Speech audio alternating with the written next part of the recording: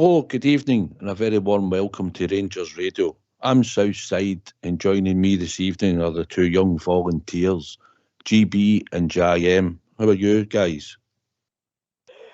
Evening, guys. Evening, Southside. Evening, GB. How are we both doing? Aye, fine, mate. GB? Very well, boys. Nice to be on with you. Nice that with JM that we've cornered a special from the Wednesday show, mate. So long may it continue that you're on a Tuesday now. Yeah. After a number of ID checks, we just about let him in. That's it. No, it's good to be on. We used to a young team tonight, guys. Not been on for a wee while, but I think I need to stick to a Wednesday with my big mucker, I'm afraid. After the night, they'll all be shouting to get back on a Wednesday. Yeah. He'll miss you. So how are you, JM? Yeah, no, good, positive. Looking forward to tomorrow night. Obviously, we'll talk over it quickly, but, weekend, happy with the weekend. Exactly what you would expect from that type again. And the momentum just continues. Very happy at the moment of how things are going. Aye, it wasn't a great game, GB, was it, at the weekend? But it was just about getting the result and into the next round of the Cup.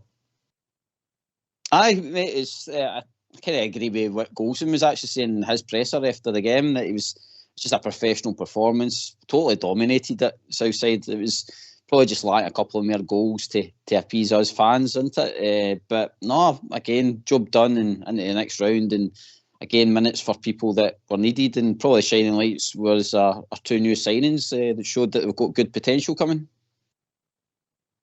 Aye, GB, as you said. I thought for the cameo that we seen, Cortez, for the time he was on, I think was about 64 minutes. JM, I think. I like the positivity for him. I like the way he drove forward. Aye, opposition's no great, but just to see the way that he wanted to go and attack the opposition in certain areas of the park, JM.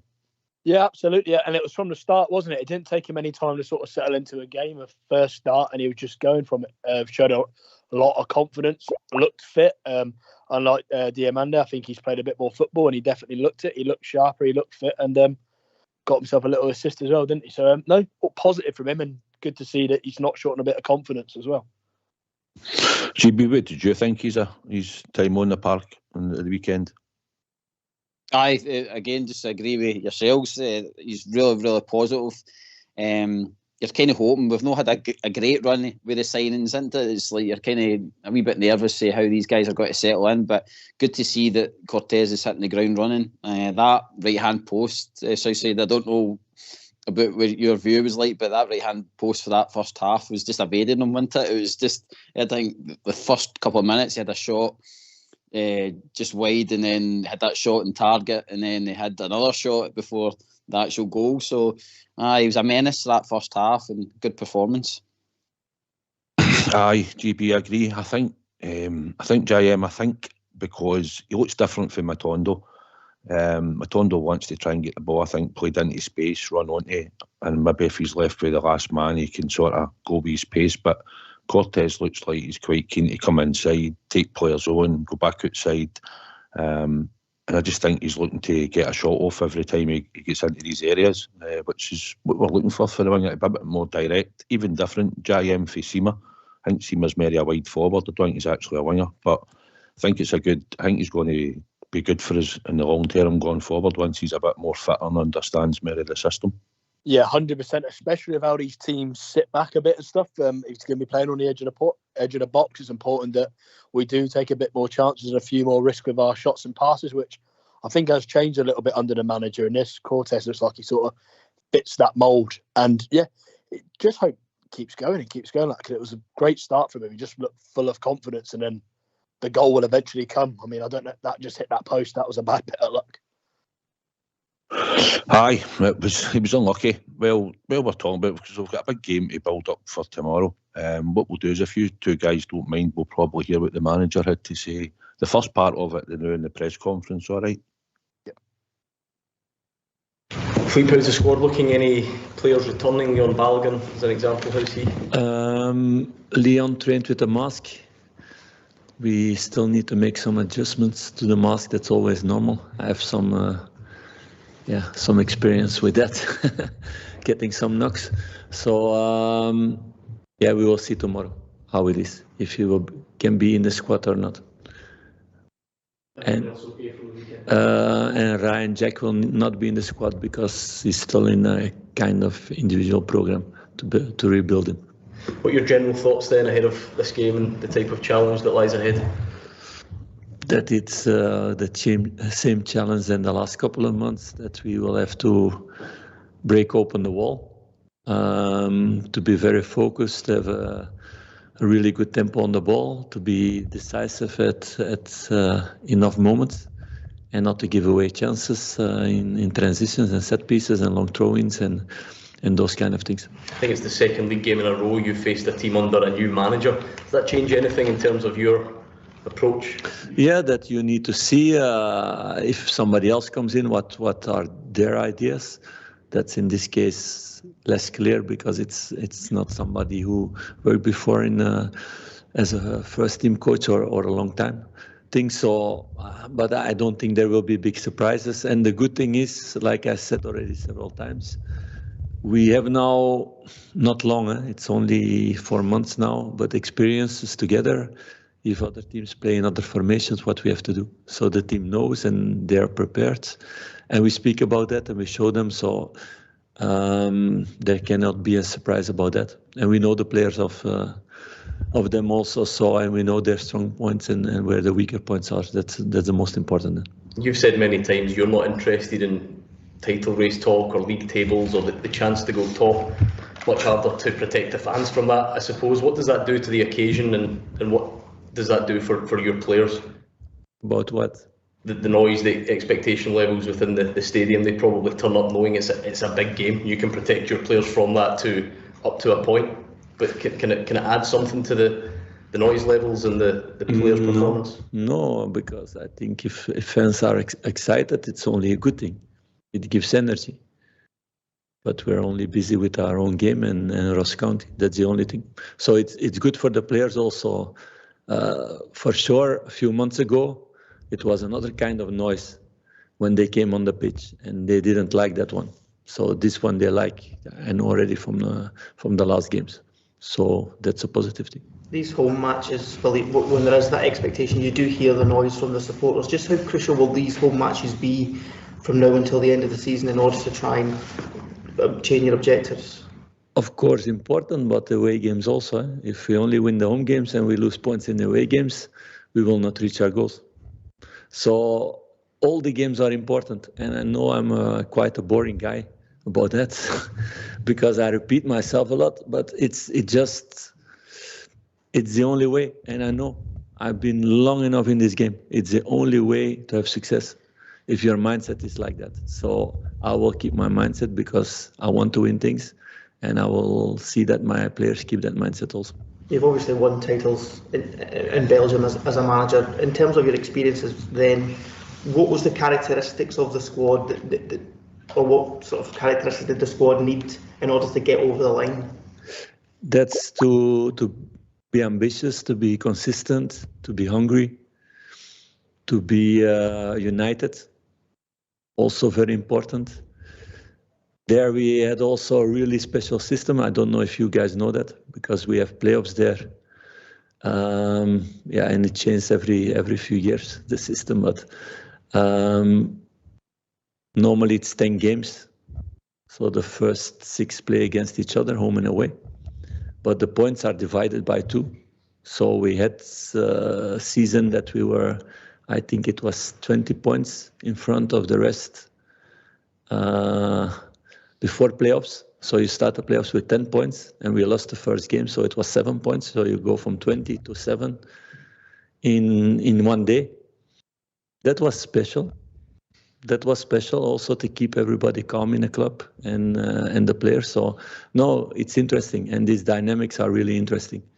So until now, I'm really happy about the focus of my team, and they understand that just the next game is important. You mentioned hunger has been one of the characteristics. Just how hungry are this squad? Until now, very. So we need to keep it that way. So it's important we don't give them too much food. They stay hungry. Philip, you mentioned about breaking down the wall of Ross County. They are a fragile club at the moment, given what they've gone through a lot of defeats recently. How much will you be urging your team to be relentless, given that goal difference come the end of the season could be a key factor? I don't like this when you say that teams are fragile or whatever. I think players always have their pride. Also, people who get a chance to be coach, suddenly, I had it also 2 times. I was interim when a coach was sacked. So you're super motivated and you give everything day and night. So we expect a tough game, like always, and that we need to make the game, that we need to break open the wall, that we need to be really good with and without the ball. I'm focused on that. And Ross County also took 7 new players in the winter break. So they're also not the same team than they were in the first round of the league. That last couple of games, you've been able to make quite a lot of changes going into them and mixing the squad around quite a bit. Does that give you a lot of confidence in the options you have when you're fighting on all fronts at the end of the season? No, it's different. Huh? I have the confidence, otherwise I would not do the changes. And I know it's the only way to be ready for all the challenges that we face. So I think it's around 14 weeks still to go. And if our season is exceptional, it will be 24 games in that period, plus maybe 2 international games for the internationals also. So it will be almost every 3 days a game. So we need everybody ready. And it's crucial to win things is that sometimes it's a player who didn't play all season and is just 5 minutes on the pitch can make a difference by winning a trophy or not. And we're preparing everybody to be ready for the story. So that's why you need to make changes also. With the additions you made in January and players returning from injury, is this the strongest the squad has felt in your time here? It's difficult for me to say because it's always a momentum of a game. So I don't think our last game was our best game. So I don't have this feeling now for the moment. I hope I have it after the game now, tomorrow. Would you like to get to the point, Philippe, when you played the same 9 or 10 players every week? Or is modern day football just stop that? I think modern day football stops that. You see with all the top teams in Europe that it's not the case anymore. And if we speak then about 10 games in a row with the same 11 in modern day football with only 2 days in between recovery, with all the physical abilities they need to put in every game, you will never have the best team. No, that's why you need a bigger squad and a bigger squad that has the same level. So they need to have the experience together also.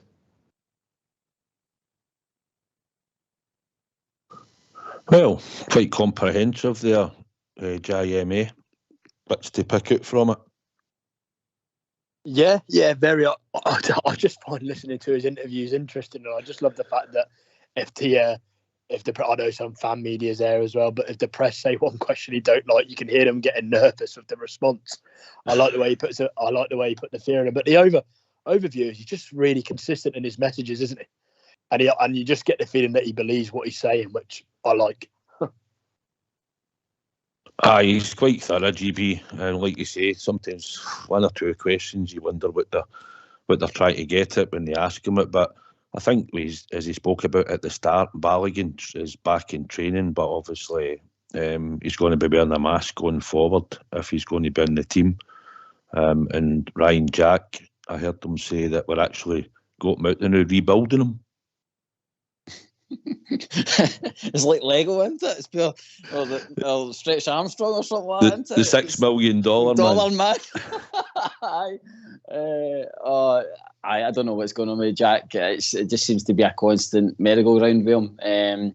But at least, do you know what else I found with his interview Southside was that he was saying that even if a player comes on the park for 5 minutes, could change a game, could win the game for him, could maybe mean a trophy. It's good that he's thinking that way, and I think, to be honest, Roof probably comes into that bracket as well. We know that Roof's not going to be a long-term player at Rangers now, but you never know. Like I say, come the end of the season, maybe a right tight game we need 3 points in that 5 minutes. We just get a player on, snatch a goal, something like that. It's good that he's trying to get the full squad fit and available. And like I says, his attention to detail, Southside, like even that way he was talking about with Ross County, he knew that there was like 7 new players that came into him. I mean, I didn't even know anything like that, and it just shows you the attention to detail that he's went and found out about all that. And like I says, he's just passing that on to the players. So the players are going to know every bit of detail about their opposition that they're going to be up against, and that's why us as fans can be confident in this guy and believe in what he's saying. I think it's interesting when he spoke about Ryan Jack and what he's doing with certain players. As we know, he seems to be on top of it, JM, when the players are coming back. He's having to keep changing the squad. He's trying to keep a bit of freshness, but also get minutes into the players. So it's like everybody in the squad he's trying to get to be fit so they are available when they can get selected. Yeah, it just seems sensible and common sense, but we haven't had it before. Like Ryan Jack, and I think Tom Lawrence has been the other one, hasn't he? They're deliberately leaving them out of squads just so that they don't get maybe tempted to put them on the pitch if things aren't going right, because they know that won't be best for their development. But also, like you said, in a few weeks down the line, we're going to be needing them again. But when you hear the other players speak, maybe in after-match presses or whatever, you get the feeling that the whole squad does feel like they're involved, which you get the impression maybe wasn't the same under the last manager. So if we have sort of, 20 people buying into things, hopefully it's going to help us be more successful. I think we've said it on here, GB. I think as long as players probably listen to a manager when they first come in, obviously they try and get a bit of knowledge about the player if anybody's sort of played, been under him before as a manager or been in the same league as him and know about him. But I think when they listen to him and the way he conducts himself, the way he does interviews, but mainly the way he treats the players, I just think they've all bought in. There's nobody in the outside. 1 or 2 players will obviously be unhappy when they're not selected, but I think the vast majority, if not all, are all in for this manager that we've got at the moment. Do you know something, Southside? I think even the squad, even like I says, even the senior players and stuff like that, were probably very, very surprised with him, even with the appointment and stuff like that. They probably, I think Europe know about Clement, but we as even fans didn't even know about him. You see, when he was initially getting linked and stuff like that, you had to go and dig and find out about him and stuff like that. And I think, like I says, this squad's been probably really, really surprised about how he's been able to come in, make everything dead simple again, and just clear instructions, clear tactics, and like I says, make everybody involved. And I think that's a big thing. Even like I says, the subs, they know that they've got a job to do. It's not just the case that you're sitting on a bench waiting for a couple of minutes. They know that they're got to get minutes probably in most of the games, so they need to be ready and hungry just as the players that are starting. And as you can see, at the weekend there, even Southside, that's probably about, the strongest bench I've seen in a long, long time. And even the starting 11, he'd had no fear with that going up against there. I know it's limited opposition and that, but at the end of the day, like when you look at that starting 11 and the bench and stuff like that, we've got a good nucleus of a squad there that can probably challenge, I think. Aye, listen, I said that weeks and weeks ago. I thought we could still challenge. They're not that great across the city, right? We know that. We'd like to have had a bit more firepower. But I still think, JM, that you see the movement now, Fabio Silva, you see we've brought Cortez in. Looks like when we give him the ball, he's going to be that direct and go straight where we want him to be, in the box, creating havoc or scoring. And I think we've got Todd Cantwell now in a better position. So I think now we're getting movement. We've got a good level of fitness. So it's about chance creation and taking the chances. And I think that's what he's installing into the team, JM. Yeah, and you can tell that with the chances of that, because the goals ever since he's came in as well are starting to come sort of from all over the pitch as well. We've not gone to just relying on our right back when we're struggling. Cantwell's got great stats at the moment. Seaman was doing well before he got injured. Big Dessers is scoring goals. Silva's grabbed a couple. So McCausland's got one himself or two. So, the goals are starting to come in. And then I agree with that on the fitness as well. I thought especially the first sort of 15, 20 minutes of the Aberdeen game, going a couple of games back, we just look so much fitter and stronger than them. And I haven't seen that in a Rangers team in a long time as well. When we can sort of bully an opposition as well as outplay them. Aye, fitness is a big thing when you get to this stage of the season, JM. Sorry, GB. We used to be, we were under under Steven Gerrard and going forward for that season, our fitness was always good. It's dipped, I think, in the last wee while, or the last season or two. Don't think the fitness has been great. But you can see now that that's what he's worked on at La Manga. He gives them more fitness programmes to make sure they work on things. And it seems to be he's in top Everton between the fitness and the medical team. But you'd probably think our last two managers probably weren't on top of the situation, or would bring a player back earlier for injury and not give him his time to rehab and then come back. It's probably a thing as well, what like Gerrard said, that we're going to take away all the excuses, and I think Clement's came in, he's looked at everything and he's took away all the excuses for the players. Like I says, they had that cryo chamber sitting in there. I don't know how much that cost, but it was sitting not getting used. I think that's just total criminal. I mean, why was that not getting used when it's meant to be one of these more modern things that most of the top teams in South are using and stuff like that? So again, Clement totally own it, speaking to his medical staff, finding out what the ins and outs of players are. And again, I think the mentality as well, Southside, since we came back for the winter break, I think that he's been working on that, getting them mentally ready and physically ready as well. So it's paying off, because 5 wins we've had since we came back. So long may it continue, mate. Aye, I'll tell you what, Dave, we'll quickly hear what the manager's got to say in the second part of his press conference, and then we'll get the phone lines open, if that's all right with you guys. Perfect. Yep, all good. Okay, we'll hear what saw a video on social media this week on Leon Balogun's Instagram story of him and... I hear about that, yeah.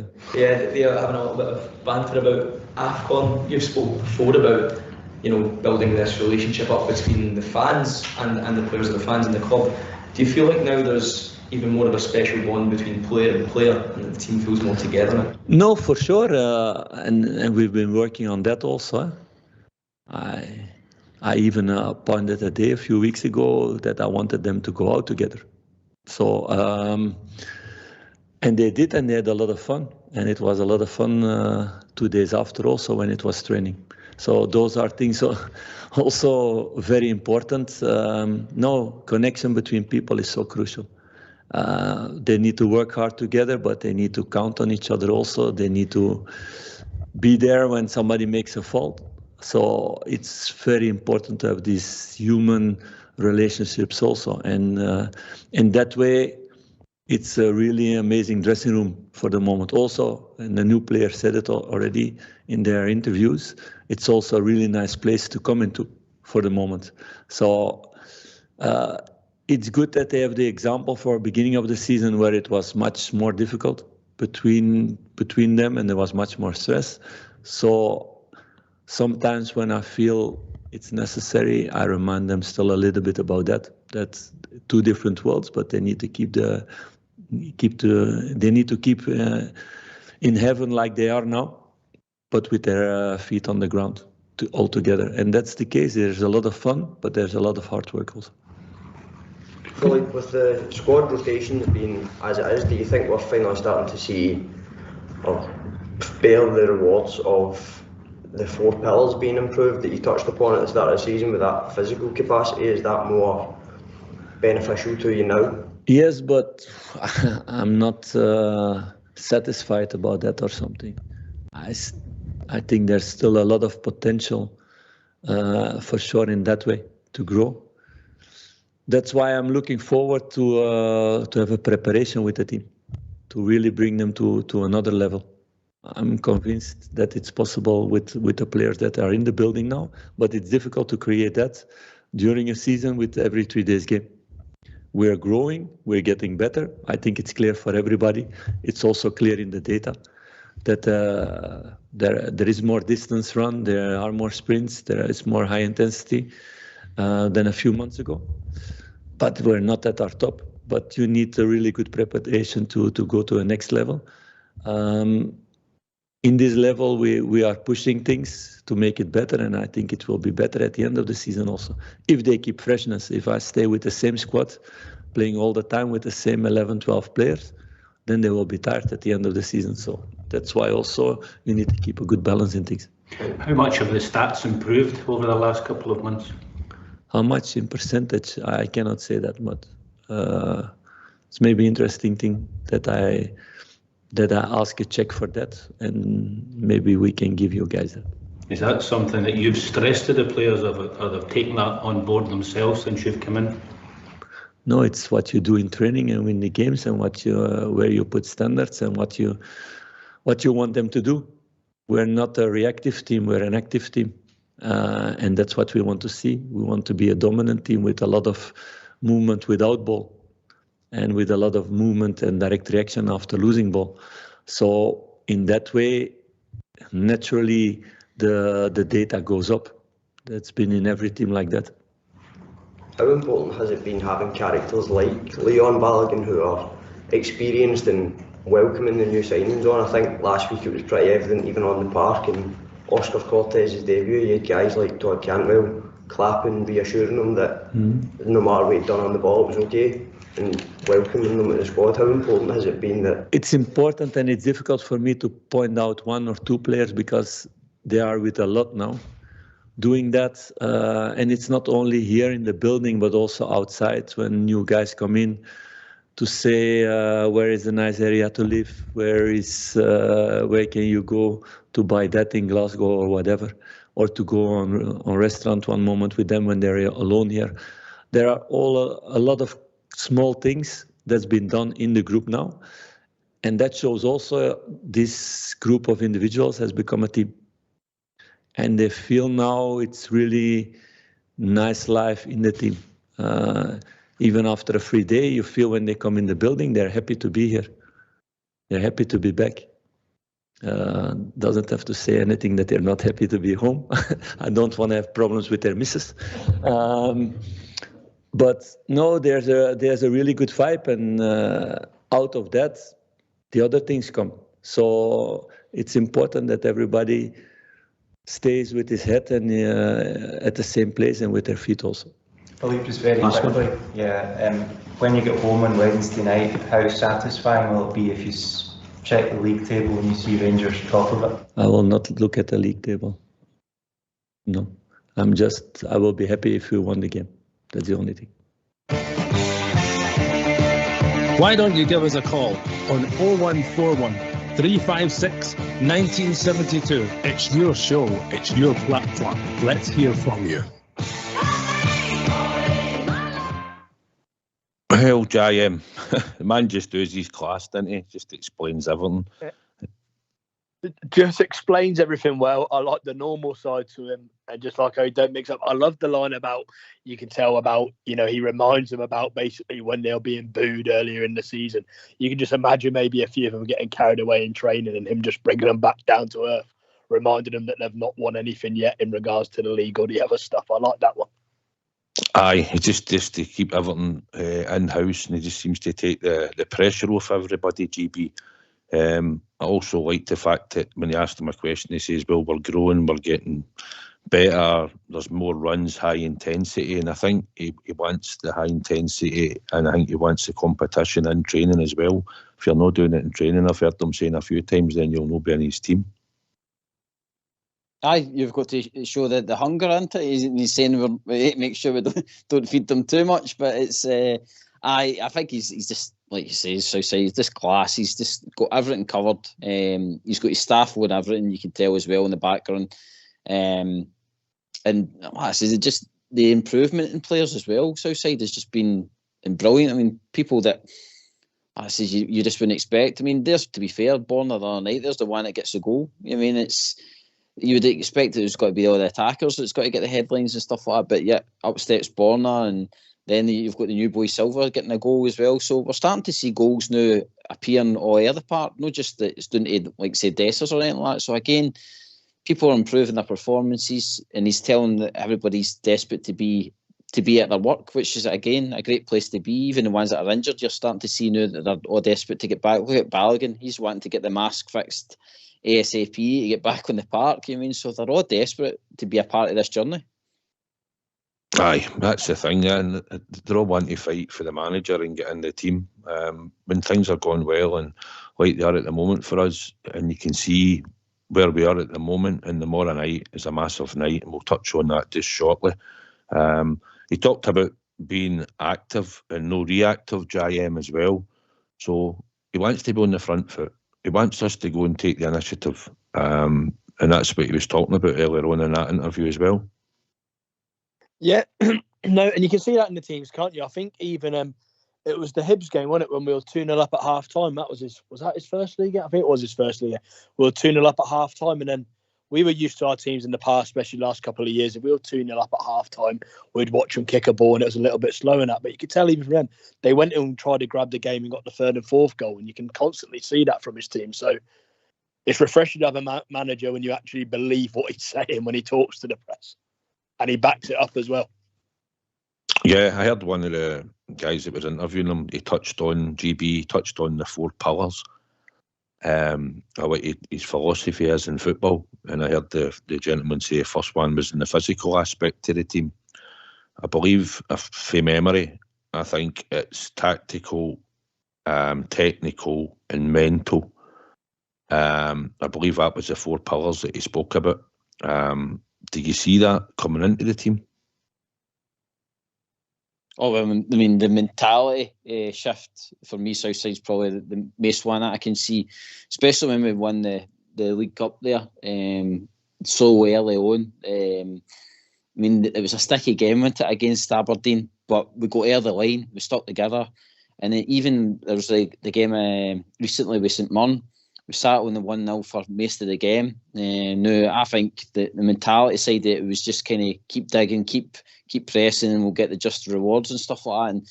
And we got over the line with they kind of matches. Whereas I think the mentality pre-Clement, I mean, in they kind of games, I think we would have probably caved a wee bit Southside. So for me, I think the one that jumps out to me out of the 4 pillars, probably the most improvement is the mentality. JM, how do you see it out the 4, or do you see the 4 of them actually just working, but there's 1 or 2 slightly? But obviously the physical one, I think, is the one he's not happy with that. You can tell. I think he's looking forward to a pre-season because they're not ready for what he says. That's how he's having to keep refreshing the squad and keep them fresh. But on the 4 pillars that he spoke about, you can see them all starting to work as if he's driving the demands.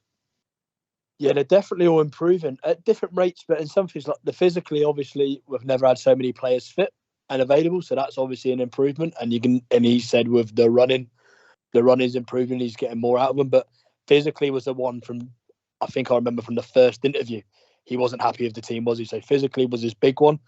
And I'd like to think tactically as well. I think tactically he's up there just because, we've got different players filling in different positions. Just even when you look at Big Sterling, a right back or centre half going to play in centre midfield, I can't imagine that would have maybe have happened under previous managers. And then obviously when he moved Todd Cantwell out to the right, he wasn't doing what he wanted tactically, so he got hooked off. So I think that's shown as well that he's looking to improve that at a rate. But for me, probably physically at the most is going, but I don't think he's anywhere near finished in improving that. As he touched on there, when you're touching on Todd Cantwell there, GB, you need to get as many good footballers on the park as possible. Tomorrow night, Ross County, we expect, will come and sit with a low block.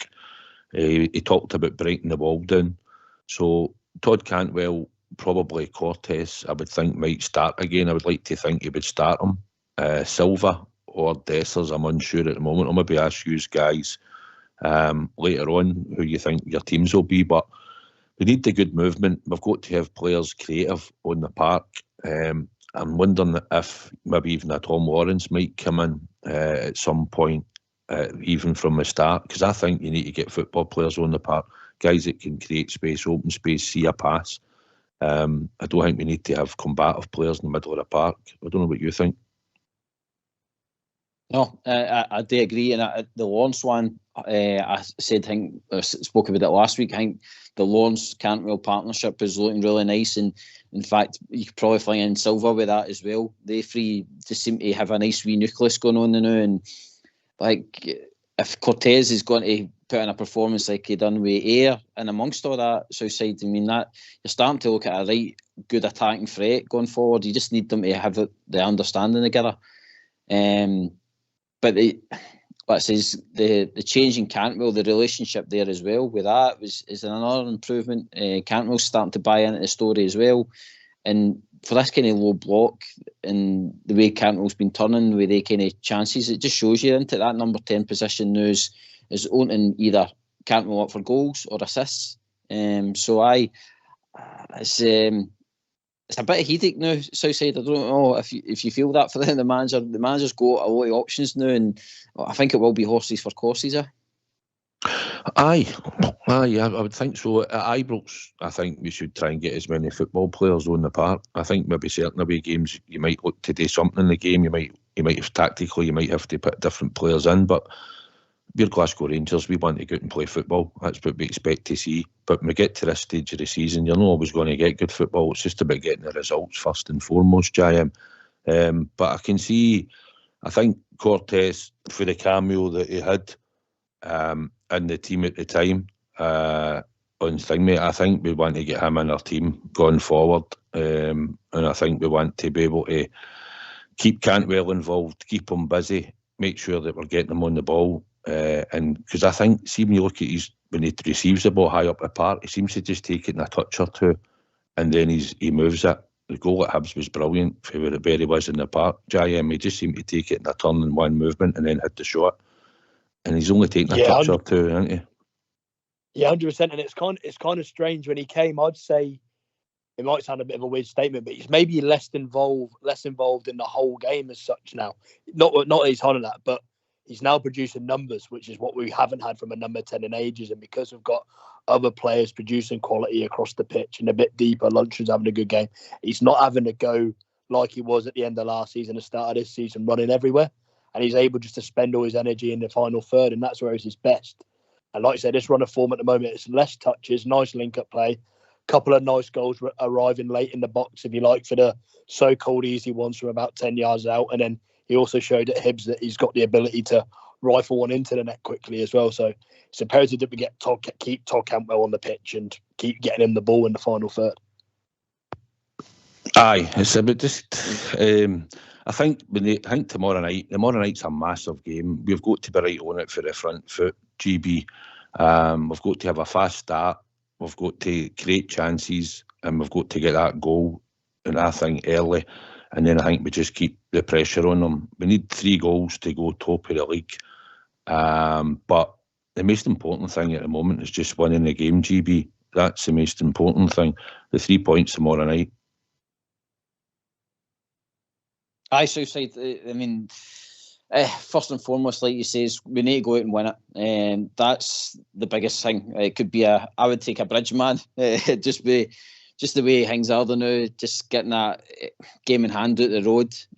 But the way this team is, and probably JM can touch on this as well, that I think the way the team is set up now, if it is going to be a Silva, a Lawrence, Cantwell, Cortez going forward, you would really hope that once we get that early goal, then hopefully the floodgates open up. I mean, 3-0 would be lovely, 4-0 would be absolutely amazing, I think. But it's, like I says, I think, JM, the first and foremost, I think we just need to make sure we do our job and we get the 3 points, because I think pressure's going to be very important putting it across the city for once, because they've not had that in a long time, I don't think. Well, we're going to get the opportunity to put the points on the board first this weekend, aren't we? Which is going to be the first time with the games in hand all being caught up. So that'll be interesting. No, like you say, the win's the most important thing, especially where we've been and where we try and get joint top. But last week I was going to take a bridge man. This week I wouldn't mind seeing, because of the level of the opposition, just a few more goals. Aberdeen, we know what they do when they play us. They show up like it's a cup final and they make it really, really hard. Would like to see us get an early goal and just sort of kick on. And like you say, maybe get that sort of 4-5-0 score and really bulk up the goal difference a little bit, put a bit of pressure on. Do you know where I feel sorry for the manager is that he seems to keep turning up with these teams and they keep changing their manager, and it's us that get hot with the first game under them. I mean, it all seems to be us that's having to play against the boys that are having to show something. I mean, and that's my only concern about them tomorrow night, is that we're at home. I've got no fear of us winning again, but I just, sod's law, these guys are going to go out and show whoever the next manager's going to be that they've got something about them to stay in that kind of Ross County team. Yeah, but it's just our luck. And even I think Martindale was saying during the week how he was upset that manager got sacked. I think that Ross County seemed to be a depressing place to play, didn't it? That manager was that's true. That manager was just slating everybody, and now they're going to feel like new men, aren't they, playing against us? But listen, it's Ross County, isn't it? We should more and definitely have the quality over 90 minutes at Ibrox on the pitch to beat them. But there might be a sort of, I don't know what I don't even know to us. They just got an intern manager in at the moment. Have they got that? Is it that Cowie in I've seen? Is he in as intern or? Aye. Yeah, so they've got him in there at the moment. So it might get a bounce, but we should have more than enough to deal with him. Aye, 100%. Aye. Southside, what do you think about it, mate? What about what? About the game tomorrow? No, like obviously we keep landing at the door of these new managers. So the new man, Don Cowie. Don Cowie's in the more, isn't he? He's. I heard them saying they weren't going to go with a manager. They were going to use him at the end of the season. Aye, listen, they're not going to get a new manager bounce tomorrow. I wouldn't like to think. But aye, they're just going to go with him, I believe, to the end of the season. And they've got 6 new players, which Derek Adams brought in after he slaughtered half the squad. If you remember his interviews about Scottish football and his squad and that. So he bombed about 6 out and he's brought 6 in, and now it's been left, GB, to Don Cowie to try and go with what they've got, you know. But come on, we're at home tomorrow. We've got all the incentive, mate. A wee bit of pressure, I suppose. It's like there's always pressure at Glasgow Rangers to win a game.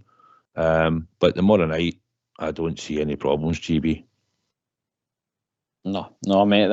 I think like we were touching on earlier, it's that mentality thing that's improved. I think the mentality is going to be right on it. I think even Big Suitor today was talking about it, just saying, we're just focusing on the next game, and the league and cups will take care of itself as long as we keep putting in the performances. So, aye, mate. It's onwards and upwards. Aye, that's the way. We've been in this position now, JM. We've put ourselves, helped by that mob across the city, not be kiddie, but we've been on a run of winning games, and obviously we need things to happen at the time. But now we're right bang on it. We don't need really anybody else's help, do we? We've just got to do it ourselves. No, in our hands, like I was just saying earlier, we put 2 wins on the bounce here, and suddenly they're chasing for the first time, aren't they? And it's a different pressure, a pressure they haven't had in a long, long time, even if it is only for half an hour. As long as it's just a different mentality shift, and it'll be interesting to see. Obviously, we have to do our job, but it'll be a refreshing and nice position to be in if we can just take care of our job. Mentality, as we've talked about, and the mental strength, and I think that's what he's instilled. Tomorrow night, I think we'll have a good crowd. I believe, obviously, it should be a good atmosphere, I think, GB. It's another midweek game. Last week, midweek, although Aberdeen's a bit a stronger team than we were expecting against Ross County, it's probably our biggest game of the season now, Aberdeen, isn't it, really? Aye. Aye. It seems to be. I think Ibrox could be good tomorrow night. I think there could be a good atmosphere about the place. Aye, our very own JM has been consistent with that about the atmosphere till the end of the season. Southside, I think that it's got to be that kind of European night feel. I noticed it against Aberdeen. I think even the press have tried to touch on it a wee bit with saying about is it important or is it because the fans know how important the win is. But I think the fans, the more night gets his top of the league, but I think the fans would be turning up there, pushing his own, no matter what, whether we were chasing back 3 points or 5 points or whatever. The fans know that we've got to get right behind this squad now. I've seen wee bits and bobs about talking about individual players' performances and stuff like that. I think we need to put that to one side and just focus on the here and now. I think that says Raskin, and that's just back for injury. If these boys are coming in to do a job, we just need to get right behind them and encourage them to get better and stuff like that. I think fans are going to be vitally important, especially at home, because as Giant touches on, the goal difference could be massive. I think Southside. I think we need to get that notched up a bit and get a wee bit of daylight there. We want to try and score a lot of goals when possible. They're not in a good place, as we've seen as a team. But it's getting that first goal early, JM. It's Achilles heel sometimes at Ibrox that when we did get the early goal like we did the other week, we didn't get the second one against Aberdeen quickly enough, and then we ended up paying a price at half time. So it's about the fast start, and it's about getting a goal or two up, because once you go 2 up, that sort of changes their mentality at any team. So that's what I'm looking for tomorrow night, just a quick fast start, and then hopefully just steam in and get as many goals as possible when we can, and obviously try and bring on subs during the game and get a freshness about the team. Yeah, I think you're spot on with the 2 goals as well, because the scary thing is that these teams will still waste time at 1-0 down because they're happy that they're still within a game and got a chance of a point. I think people, especially maybe people that watch the English Premiership, won't believe what they see when teams slow it down still when they're 1-0 down and are happy to take that to the 80th, 85th minute and try and nick a goal. But then if we can get the second and third goal quick enough, it lets Clement offload them players with a bit more confidence and allows them to rotate the squad. It just means that, get some legs into minutes, whoever they are. Maybe it's Diamandi, you want to give them 20, 25 minutes. You can do that a bit more confident if you're 2-3-0 up. So it just makes everything a bit easier. Maybe over the last couple of years, we haven't had the opportunity to do so because we've only been sort of 1-0 up after an hour. Aye, just slightly off topic the now, and we'll probably come back onto it, guys. I see there was a meeting last night at the Edmondson House. I don't know if you were aware of it. It was to do with moving people from the Copeland, the disabled section, going up into the cantilever and stuff. Did you see anything about it, GB?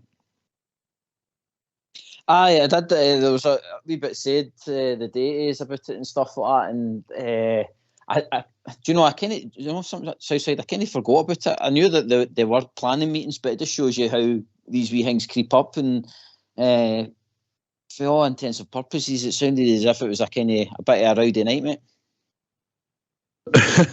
Well, you know what happens. Rangers supporters were no easily pleased, are we? But I think there was a wee bit, a wee bit unhappiness in one or two things said last night. But I think it was probably you were meant to go and listen to what they were going to talk about and explain it a bit better. But obviously, some people maybe thought it was an opportunity at the time, maybe to voice opinions and see if they could get answers quickly than maybe what's been spoke about before.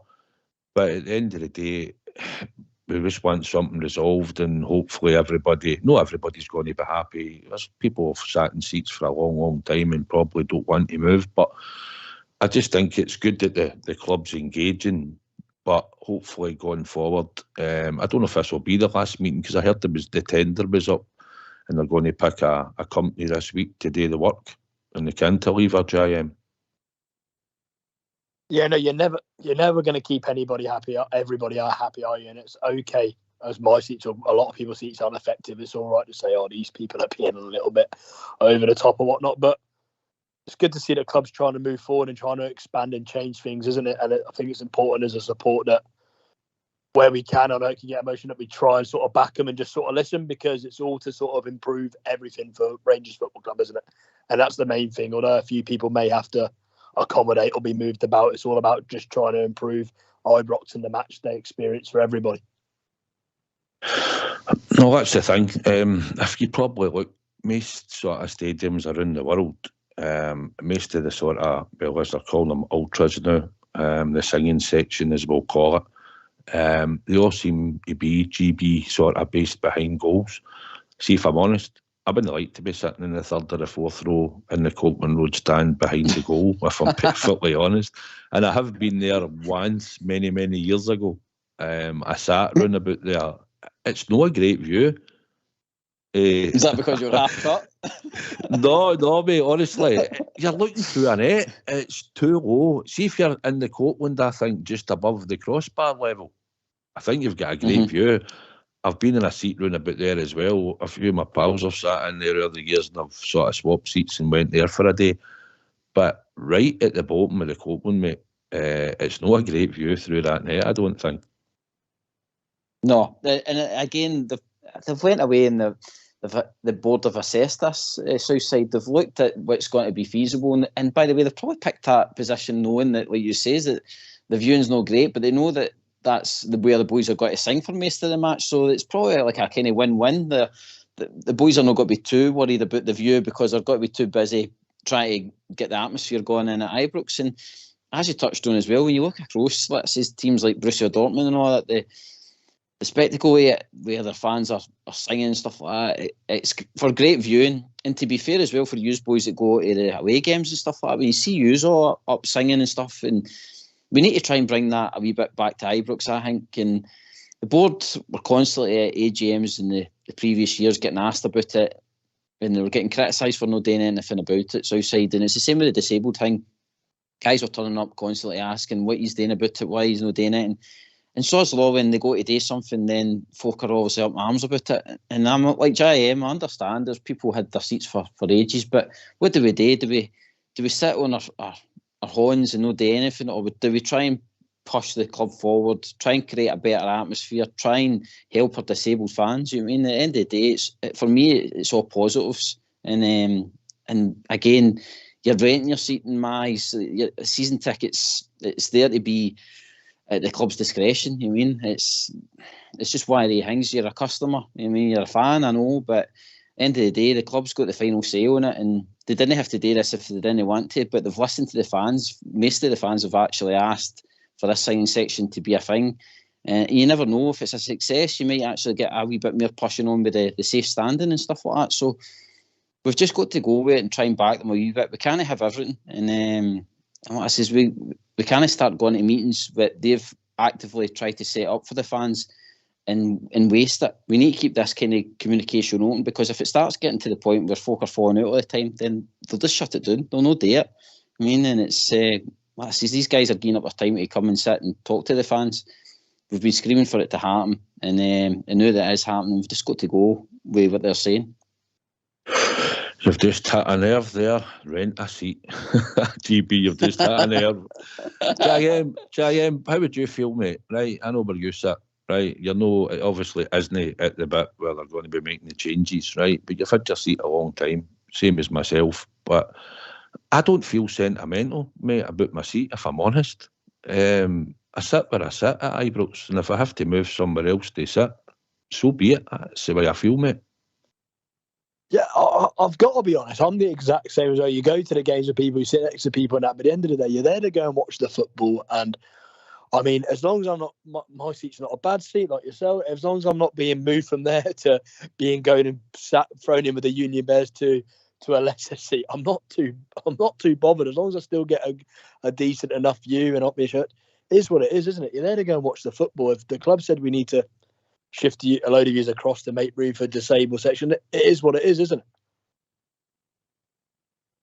Aye, listen, sometimes people get moved out their seat in the European nights. Obviously, when you have to move for them, they usually come in and swap and stuff. Maybe some of the people that might be swapping for the Copeland, but I've got some pals that are sitting round about the Copeland, but not just directly next to them, but maybe in the next section and stuff. Maybe they'll be able to club together when they go to get seats and when they're going to get moved. That might be an option for some people as well. I'm just happy to go into Ibrox. There's some nice views in the stadium where you can sit. There's no so great views, probably in the corners, if I'm honest, in both enclosures. GB, my pal sent me a video for where he was sitting one night in the East enclosure, because he missed the deadline of his European seat, and he had to get one in the East enclosure, and it wasn't a great view, mate, if I'm honest. And see with the Union Bears flying the flag and all that in that section in BF1, you could hardly see the goal at the Broomloan. Hi, and this is what I'm saying, that this will be taken into account. Like I says, they're trying to give that kind of experience to everybody, that it's no, everybody's affected. Like I says, the seats, like I say, there's some of them are the season tickets vary obviously in prices and stuff like that. So you're going to get what you pay for, inevitably. You know what I mean? So it's for me, it's just, like I say, the club are trying to improve it. It's outside. I think we're even trying to improve the capacity. And if we get all this upgraded, then again, it might bring in more money. It might allow us to improve the facilities round about Ibrox and stuff like that. Look about the clubs down south side. All they're doing now is on trying to improve their stadiums. They're trying to increase capacity because they know they need to get more customers through the door. And I think we're just at a moment, if the club are willing to do it and they're willing to spend the money, then we need to try and back it, because more bears into Ibrox creates more atmosphere. And if you've got the Union Bears right in the right position, then, I mean, if the European nights are as great as what they are now, what are they going to be like when we've got more Rangers fans in there? I just like to say, I get it, mate. If there's boys that have been sitting next to their pals for donkeys and they're not getting to sit next to each other, it's a saying. But, I mean, the club, the more I could put prices up through the roof, and it could mean that guys are not sitting next to each other again. So, what do you do? It's a hard and a rock place, but I think there's more pros than cons, mate. I think it'll probably be good for the Copeland to sing a song now and again, I suppose, because you hardly hear them anyway. You hear their one traditional song in a European night. The cry was no.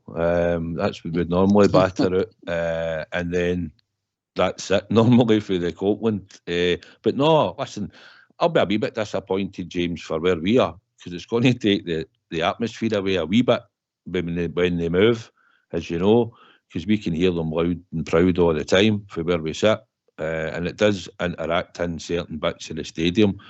And they have been trying to interact, James, as you know. They'll sing into the east enclosure, the main stand, the club deck. They've tried it across to the Govan, and they've tried it across to the Copeland. So probably a lot more in that section behind the goal. They should certainly make a big difference. Yeah, especially if that's what they're doing from just being sort of in the corner there as well. If you get them a bit more central, even though it's at the other end, it'll be, like I say, it'll be a shame for ourselves, because we get sort of a ringside view and a good listen and that, and it upset. Be a shame for them to go around the other end, but hopefully it just helps gets the whole stadium involved a little bit more, doesn't it? Because it's a tough one. You need to keep it going for all the players. At times, it's easy to get sort of, what's the word, complacent when we're supporting them, but it's important to keep the atmosphere going constantly, and I'm sure them moving into the middle behind that goal is going to help do that. Southside, can I just ask you and JM a quick question on it? How did you see the trial? Like, see when they were moving the Union Bears run about, what worked best for you? What did you think was probably the best outcome? Well, obviously, my opinion, I thought when they moved them into the Copeland, if you get more of them in the section, it's going to be a lot louder. I quite like them where they are, to be honest, although they're in the corner, because they're up sort of our end, and they do create a good atmosphere. Because let's be honest, when they don't sing, Ibrox is pretty quiet, JM. Oh, you know, when they stop, even it's normally only for about 30 seconds or so they do stop, because to be fair, they do never stop singing. But you notice that you can hear a pin drop at times as soon as they don't start singing. But yeah, from a selfish point of view, I'd like them to stay where they were, because it really helps build up the atmosphere around us. But I think it was good. I think in the trials it was good with them in the Copenhagen. I just thought it added a little bit more, just because they were central as well. And then once they're there, people can sort of like build around them. And I think over long term, you'll start to get a serious atmosphere. I think that's what it's about. It's trying to generate it. It is hard in certain games, but you're struggling for atmosphere in certain games, as you know, if it's Ibrox. But I think they generate the atmosphere. They keep it going. Players that respond to it. You can see it when they score. They sort of come out of the UB at that side, and when they're walking around the park after the game, they're always there and supporting the club, and the players will always go around and acknowledge it. And I think they're quite happy to get a song sung now and again about themselves, GB?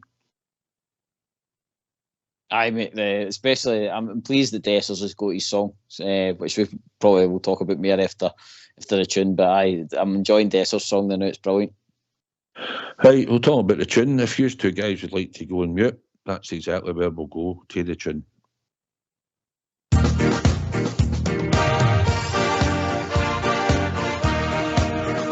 As we go marching down the Paisley Road, the west, the doors and the windows open wide, you will hear the people cheer, the Glasgow Rangers boys are here, it's Glasgow Rangers for me.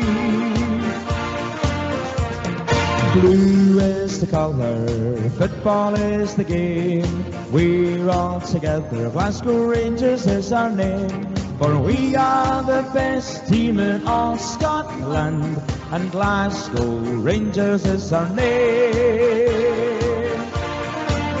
So bring on the Celtic, your Hibs and Aberdeen, your Dundee United, we're the best you've ever seen. We play hand on heart, God save the Queen. It's Glasgow Rangers for me.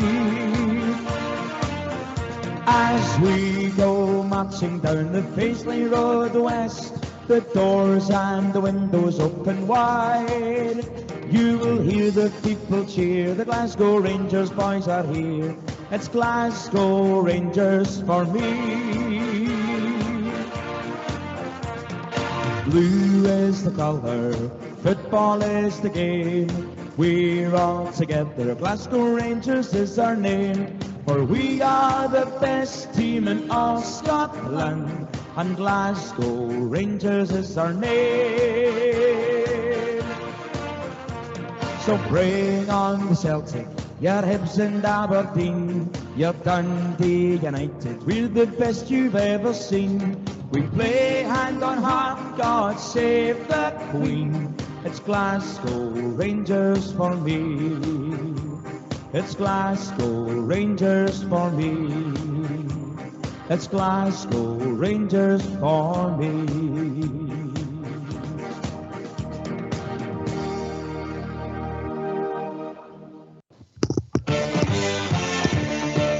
Why don't you give us a call on 0141 356 1972. It's your show, it's your platform. Let's hear from you.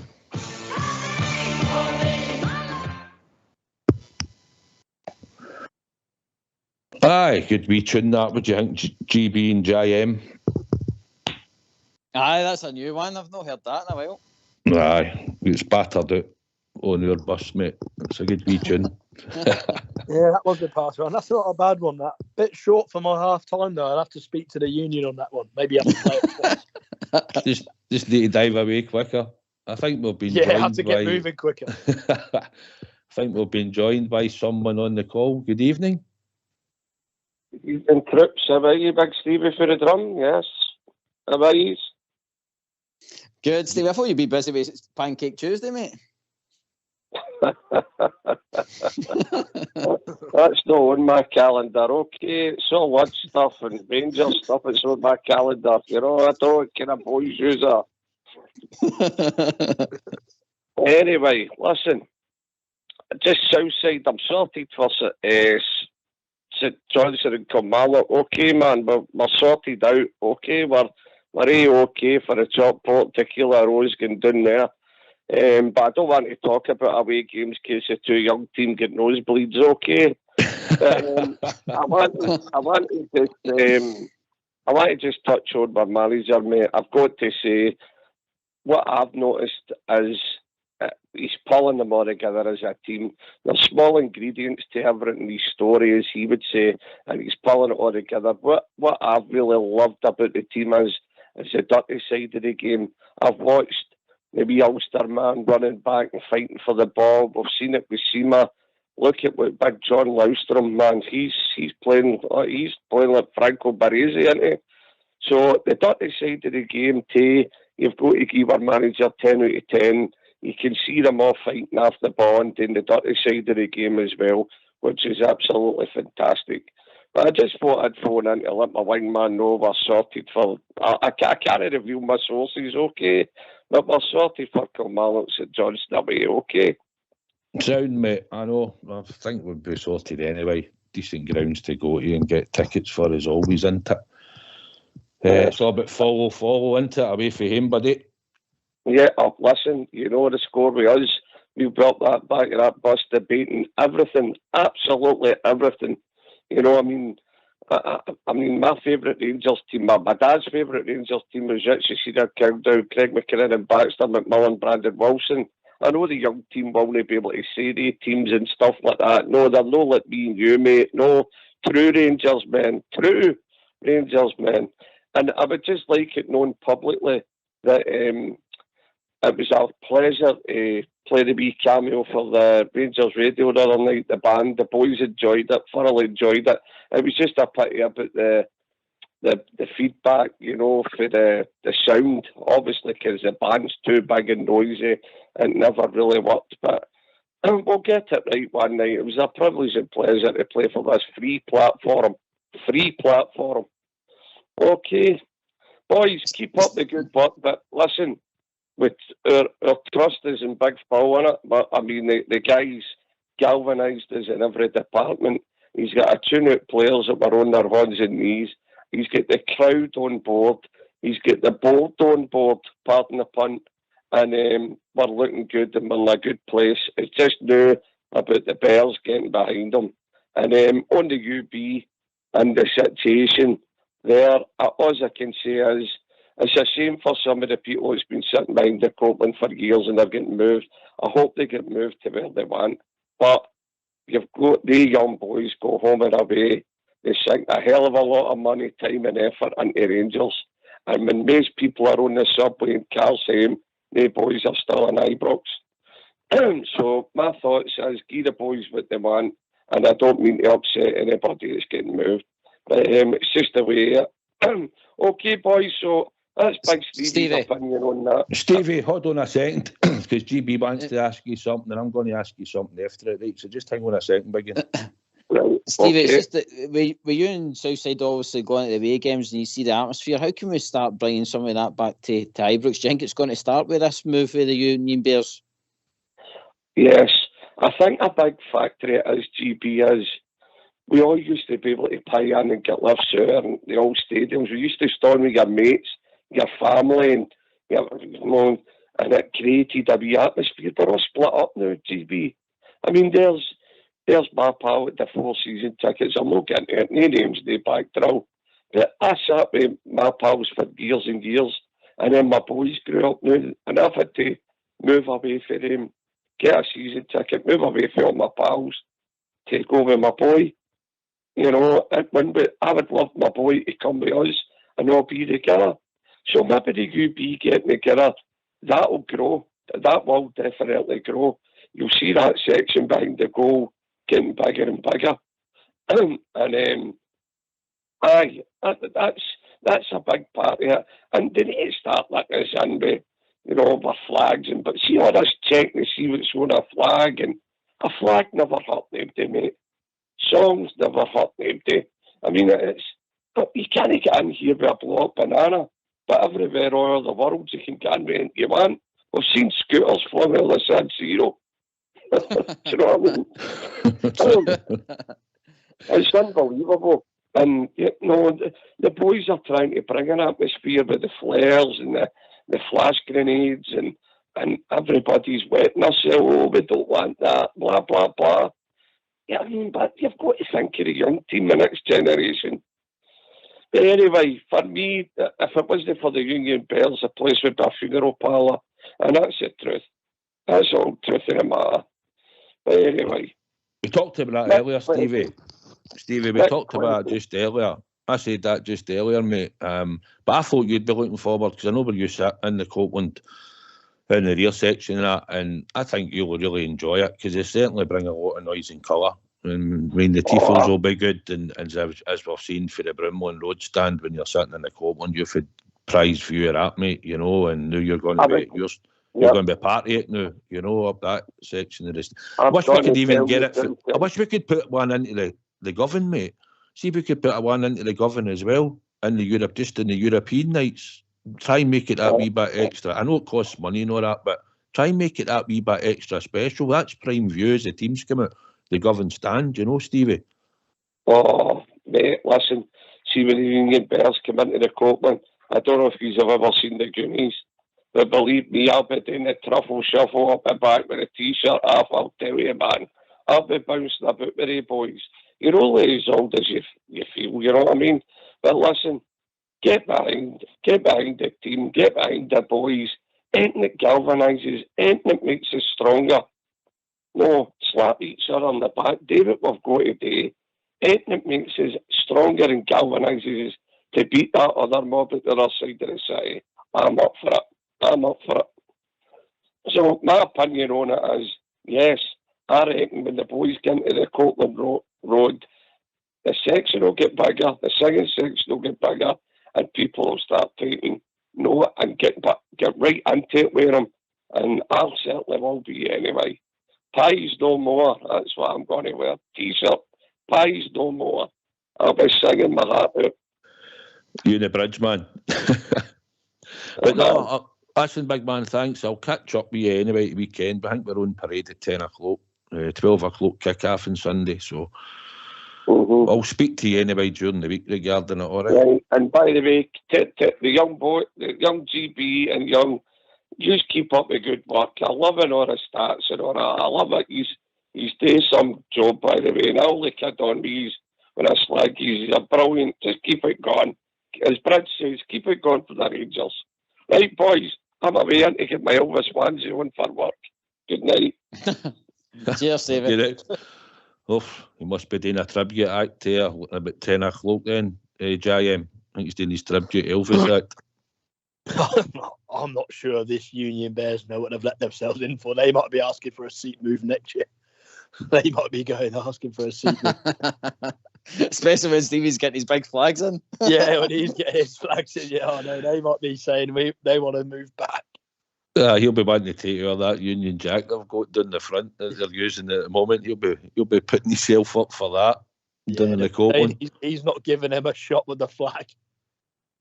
But listen, it's going to create another atmosphere into it, GB, as we've spoke about, and that's what we need. We need to try and get the crowd up and going. And I know it's hard with some games you're taking your kids in that, and it's one of the games. Listen, I'm not up singing every single game either in certain games, and where I sit, some people do, some people don't. And the big European nights, there's one or two still don't really get up and sing that often. They might stand up and clap. Everybody's prerogative. But I just know that apart from when you go away from him, the way supporters are always louder, I think, when we travel. But at Ibrox, the UB certainly keep the crowd going inside the stadium because it has been pretty poor for quite a while. I think where I agree with Stevie Southside is that that singing section will grow. I think it's got to be inevitable. Like, I think that you're going to have, let's say, newer maybe fans, let's say, getting involved with the singing that maybe before they've maybe not wanted to do it because of the guy next to him or the few folk next to him hadn't they kind of sit most of the game. So I'll be watching with interest to see how that does develop. You mean, I think it's. It might just encourage more people to do it, and then Stevie's there. Stevie's probably been at times maybe not been too sure whether to get up and start doing a song or whatever. You mean, and now with a wee bit of back and getting moved in there, then you might find it'll just be the big singing section of that stand. You mean so?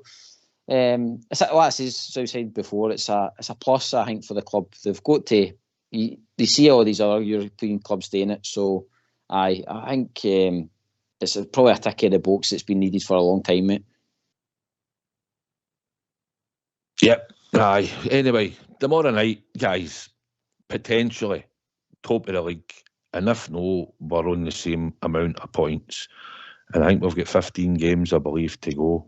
And this is the one that we've been waiting for, JM. We've been waiting for this game to come around because it's been the game in hand. So it's all guns blazing tomorrow night. We just got to get out there and make sure we get the job done. And then we'll see where it takes us after that. We know exactly where we're going to be. And it's amazing to think for when Phil came in to where we are now, into the second, going into near after the third week of February. And we're going to be top of that table. And then it's just a shootout to the end of the season.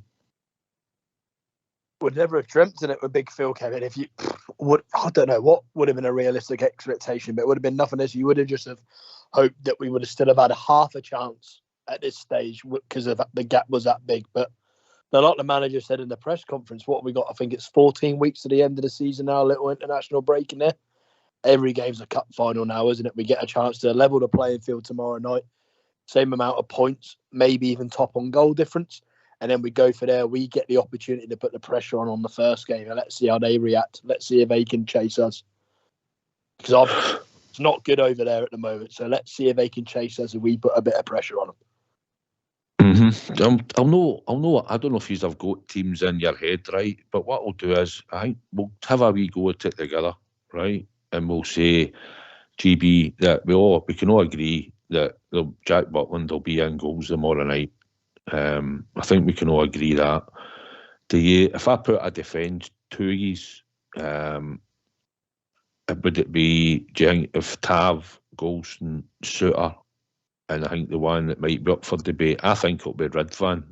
But what would you think, GB? You think that'll be close to it, or do you think it'll be any different? No, I do think it will be Ridvan again, Southside. I think he is the one that's... I know the manager's saying that he doesn't have his kind of favoured starting 11, but I think it will be Ridvan. As much as Borna had a decent enough game the other night there and stuff, but I think Ridvan holds the shirt, and I heard Suter talking about him today as well, how he's happy how he's developed as well as a Rangers player and stuff. So I think Ridvan holds the shirt now for me, mate. JM, do you see anything different in that selection, or do you see Borna Ridvan?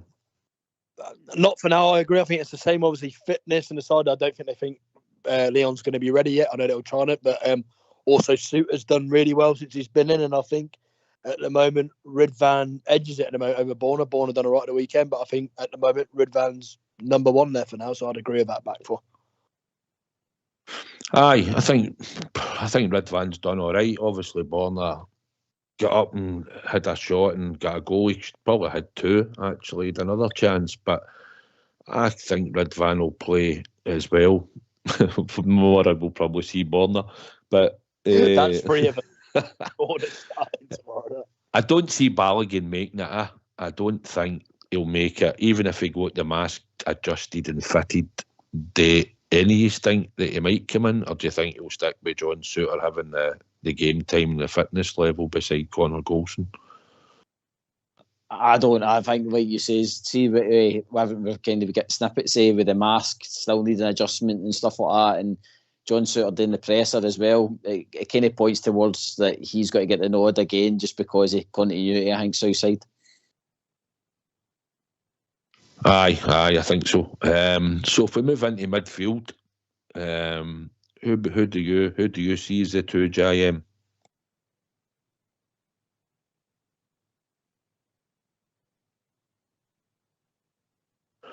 I think GB, it'll probably be Lundstrom, and I was tempted. Was I doing a Bridgeman? You were doing a Bridgeman, aye.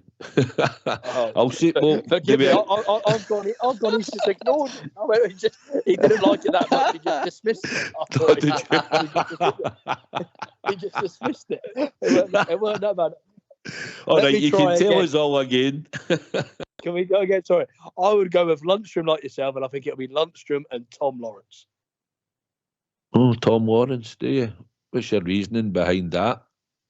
I think we touched on it earlier and after last week. I think it's just with playing a team that's going to defend low at Ibrox, that forward pass, the way he was linking up with Cantwell. I thought he was very good in the first half against Aberdeen. I thought just a bit of fitness. He ran out a bit of puff, and I think that's actually why he took the shot on that led to the goal, because he ran out a bit of puff, but it worked. And I think now with another week under his belt and recovery, we might see an even more complete performance from him. But I think we'll see Lawrence tomorrow. Aye. Do you like him in that deeper position, GB, if he's sitting playing in beside Lundstrom? Do you like him as deep as that? Or do you see somebody else, GB, maybe get into midfield? Do you know, like, he is my kind of choice, the new, and now you end up like Inspector Clouseau with the press conferences because you're listening to see if he mentions like Lawrence with and amongst the injuries, but he didn't. And he said even last week that Lawrence was just he was just resting him because it was like precautionary. So I do hope it's him. But no, I don't. Do you know something? So I don't see him sitting like deep, because see when he was playing alongside Cantwell, the two of them were more pushing up. It was more Lundstrom that was kind of hanging back. You know what I mean? So I don't think the manager intentionally wants Lawrence to hold back. It will be like against, like I said, he's touched on with Ross County. You're playing against a parked bus, aren't you? So I would hope that he would be expecting that there's not got to be too much traffic for Lawrence to deal with. He's going to just have to be the one that's creative and break that wall down, basically. I'm going to go with Diamande, guys. I think we'll just start him again and get some more minutes in. He's like, think he'll play him next to Lundstrom, yeah. Aye, why no? And he'll be the guy. I mean, he said he played him a bit further forward than he would have. So for me, I would want to give him some more game time, get some more minutes into his legs, as long as there's not been a reaction for the weekend for his length of time he's been off. Maybe take him off, and then you could maybe bring Lundstrom on. Tom Lawrence. So for me, in my opinion, I would rather go for Diamande, but that's just my opinion, guys. Just try and get. He does talk about getting people up to speed, doesn't he? And he hasn't had a pre-season. Well, sorry, he was in pre-season sort of when he joined us, wasn't he? So he's a little bit behind. So I guess being at home to Ross County could be an opportunity. Like, it should be a relatively low-risk game in regards to the results, shouldn't it? So it should be a good chance of getting more time in. I mean, Ross County can't be much better than Ayr United, can they? Nah, probably. Nah, they're not in a good vein of form. Probably it's just the time to get more minutes into him, GB. And I think it's a game like JM touches on. It's maybe a low-risk game. You're at Ibrox, you're at home. We want to be on the front foot. You want him getting on the ball, dictating play, as like Lundstrom when they have the chance. But I think we could sit with Lundstrom just sitting, and Diamande could go and join the rest of them up front and see if he can create havoc, So just my thoughts on it, but it could be Tom Lawrence, it could be somebody else, we don't know. But I would think maybe Diamande for me. I would like to see him start again tomorrow. I think he showed good balance. I think he showed good awareness. I think he looked quite athletic at times. He looked quite fast as well, sort of sprinting across and that. He looked to be involved. Nice touch, tried an overhead kick. Wasn't he slow in trying that? Sort of. I think he looks as if he's going to be a great player when he's up to speed, GB. So I'll be more inclined maybe to start him as long as there's been no reaction for the weekend. No, like I said at the start of the show, Southside, I mean, both the two new signings didn't do any harm at all. Like, it was good to see them hit the ground running. Diamande's hardly played, and like you says, it's something I didn't actually even think about for about the more night, just because I was thinking such an important game and stuff like that. But let's face it, these boys are professionals. They've played probably in high important games, and again, come on, it's not that kind of guy that flings somebody in for the sake of it. I mean, he'll start them if he believes that they'll do a job, and he wouldn't have started Diamande the other night there if he didn't think he was ready for it. You know, so I mean, knowing that performance the other night there, I think 45, 60 minutes. I've got no worries about that if he does get the nod. Aye, Giant. Did you pay a lot of attention to him? See, I was watching him off the ball and at certain times at the weekend. I was watching where he was picking up space and stuff, but he looks natural. Like, he let the ball run across his body. He went and made a few runs into space, which didn't get picked up, but that will come in time with knowing the squad and getting to know him. But I thought his movement and the way his balance, the way he takes out the ball, I just think he looks a gifted player. And I think once he's up to speed, the sort of hype that they've spoke about him, I think you could maybe see. I know it's hard because it's only Ayr United, but it just can be any team. It's how you position yourself, how your body movement is, how you take the ball. I think you can see it straight away in a player, JM. It was his touch for me as well, like he's quick and he moves, but everything, even the stuff that came to me, sort of like round his waist that should be hard to control, everything stuck to him like glue. Everything, and like you said, the way he positioned himself and moved his body, like that overhead kick, that came from a bit of a bounce and a quick touch, and how quick he reacted to that. That looks easy enough to do, or it's easy enough to do if I'm having a go on FIFA. But the fact that he done that in real time and had a go, I think just shows how much talent he's got.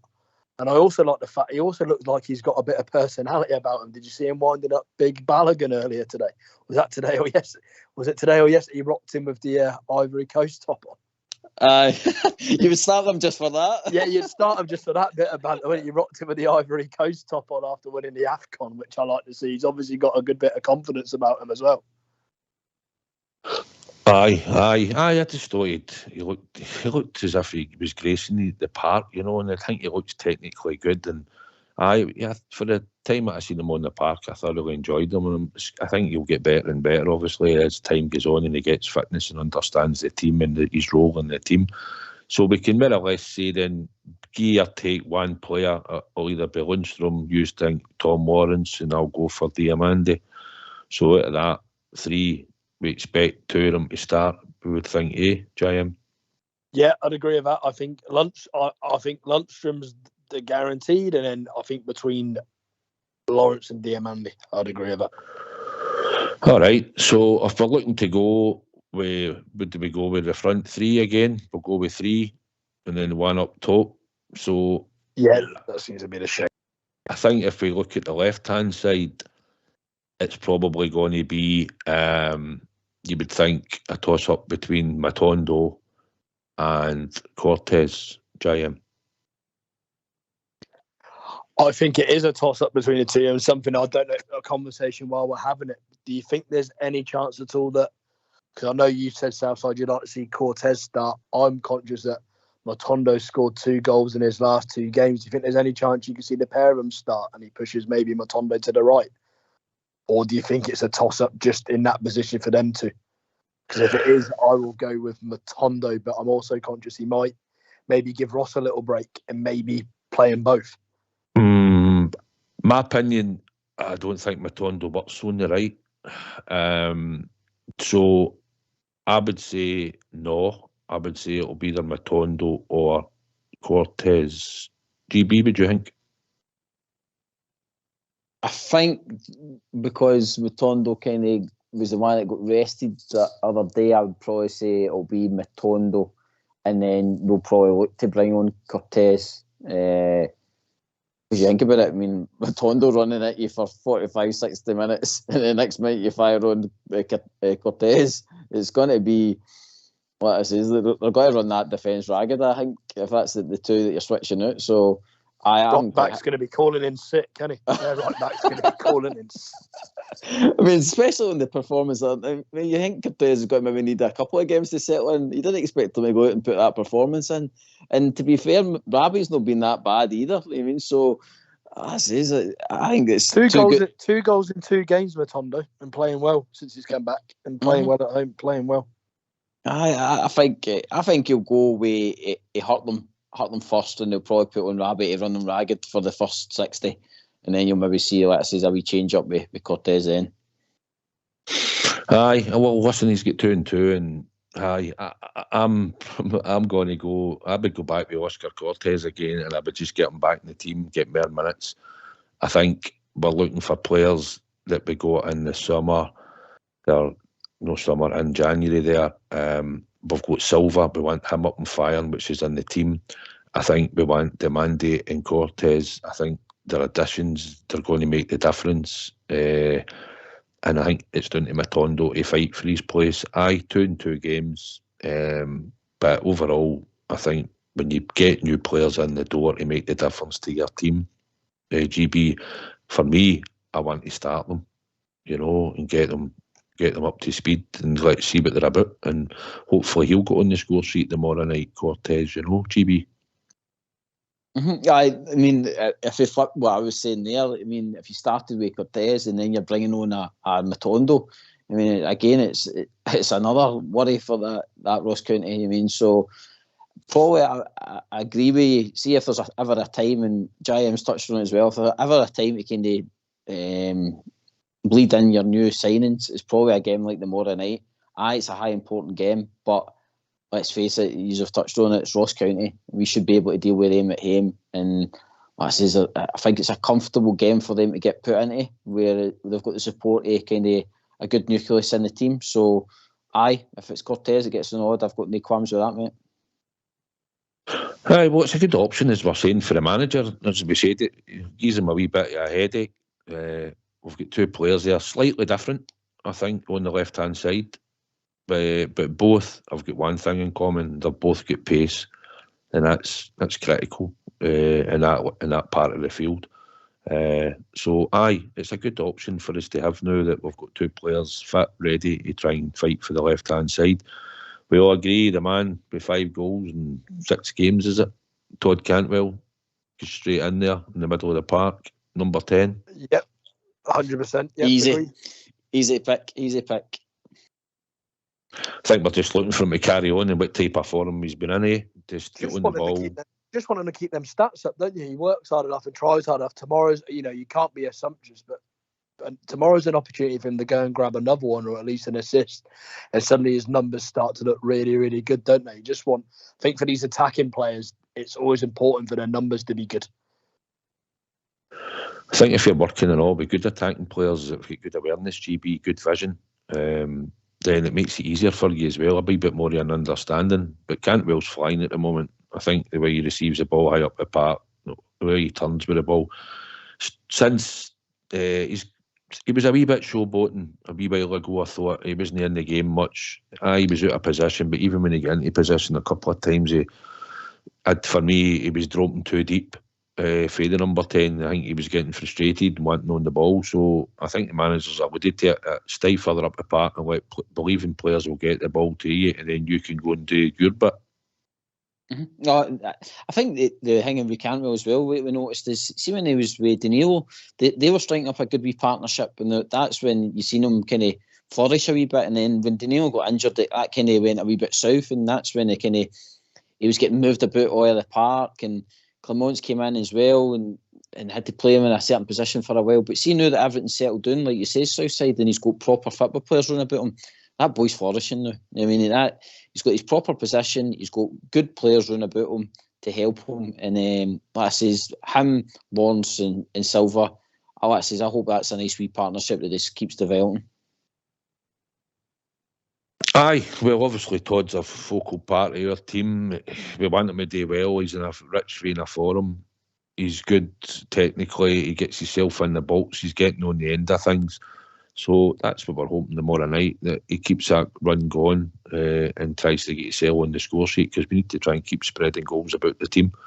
On the right-hand side, I believe Ross McCausland will come back into the team. That's my own personal thought. Any thoughts on it, JM?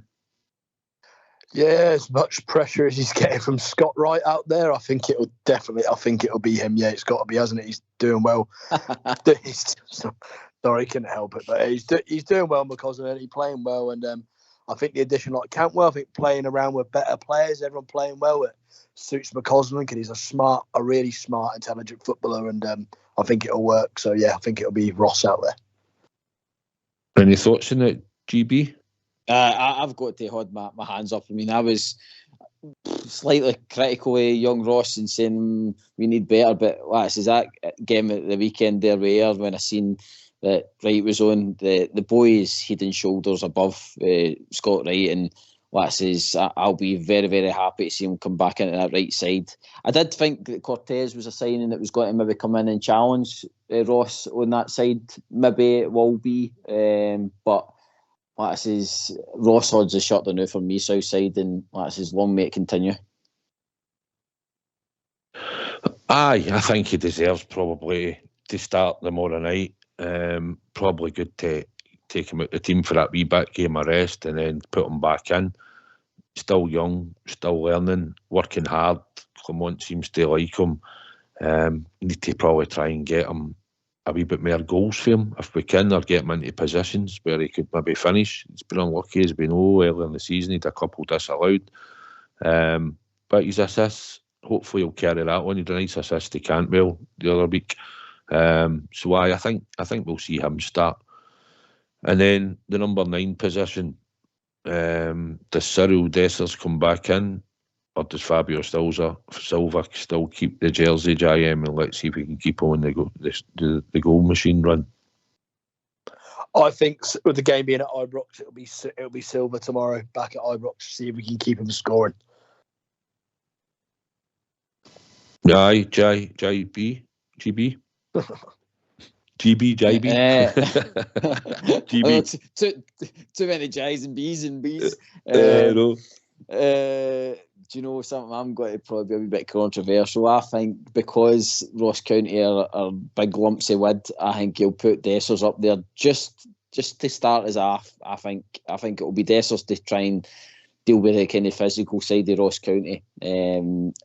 And that's not against Silva. Silva's a great player, and I think he will be the long-term kind of choice that gets started. But I think just because of this game tomorrow night, with the way Ross County are probably got to sit in, I think it will be Big Dessers up front for, again, maybe the first 60 or something like that. Right, okay, well what we'll do is then that's us more or less completed the team then.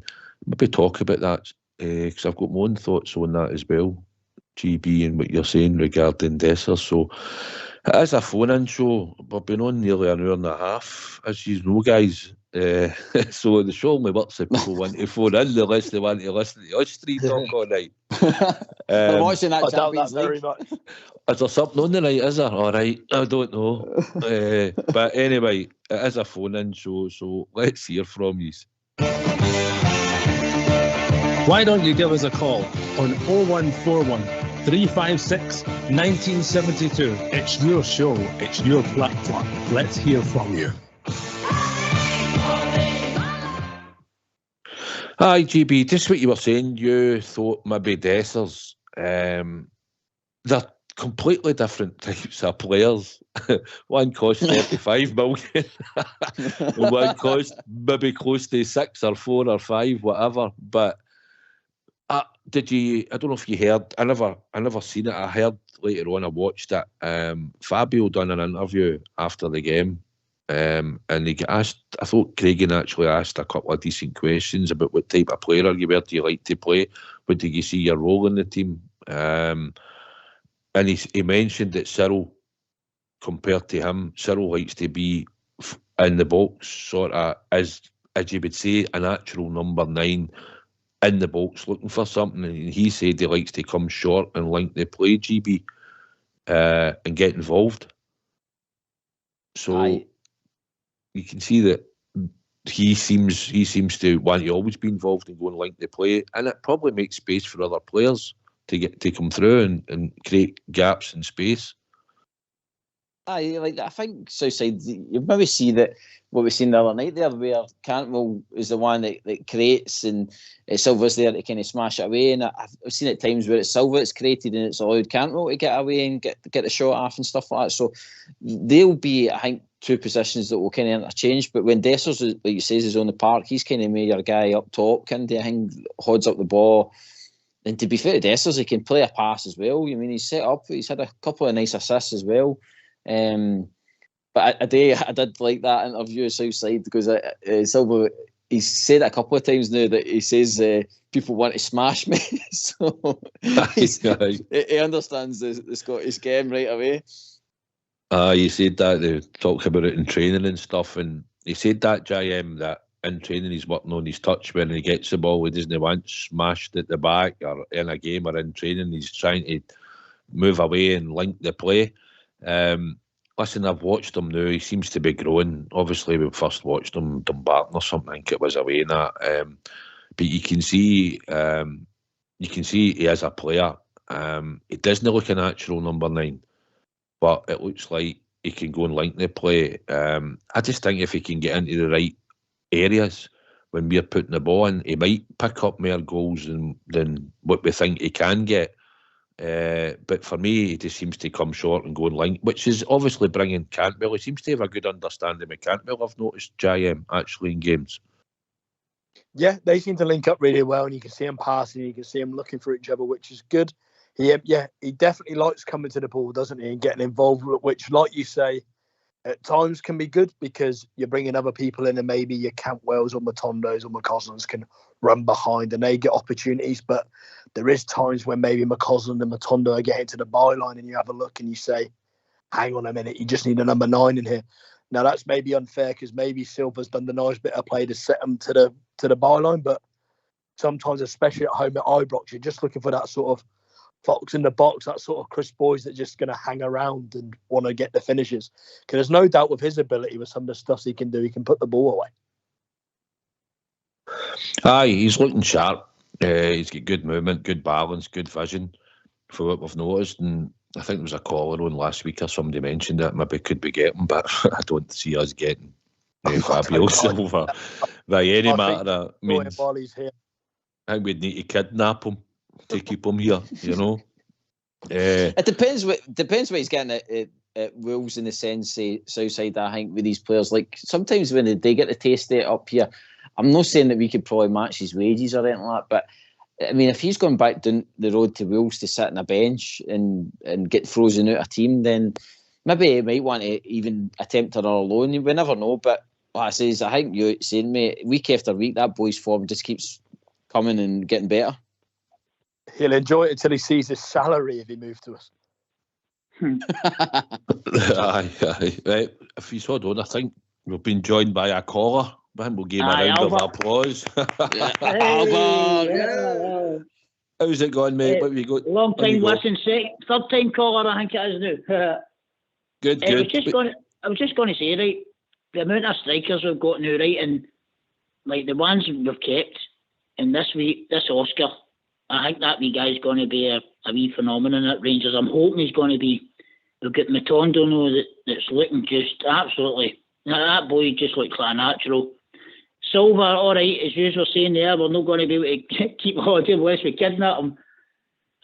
Maybe get a wee some chloroform when he's just about to go. But the price, you know what I mean, what you're saying, how much do you think you would be getting at Wolves? It cost £35 million. I think you'd be circa 80 to 100 grand a week, probably. That's what I was thinking. Probably about that, I would think. Because that was their biggest signing, mate. You know, that was the best money they've ever paid. Yeah, it was £35 million, aye. We done well to get him. Aye, but listen, it's good that we managed to get him in, mate. We can see that he's making a difference and he's got good movement. He doesn't lack the heart to try. He works hard for the team, and that's what we want. And you want people to go out and run their heart out for that jersey for 90 minutes. That's all we ask, Aldo, innit? That's all we ever ask of the team. Of course. And do you know what? I think we've got some players now who want to do it. Not just and see what I love the way the manager said they need the fans, because and everything he's always spoke about, he's always said like the fans have raised the team, which they do in Ibrox. But Ibrox is it can bring a team down, as we've seen. Do you know what I mean? As well, but I don't think that Rangers fans are no within their rights to actually moan for a while there. Do you know what I mean? But I think see, like the strikers we've got, I think they're and the explosive play we've got coming from the midfield, it's getting us all excited. Do you know what I mean? And by the way, I was just going to say, what do you think about Butland got to England? He's keeping his eye on him as well. I'll put that to GB, mate. I'll get you what he's got to say on it. On you go, GB. Albert, is this about I'm getting possibly the England call up or what? Is that what you mean? Aye, yes. I was reading a thing today, and I think he was saying he was keeping an eye on him.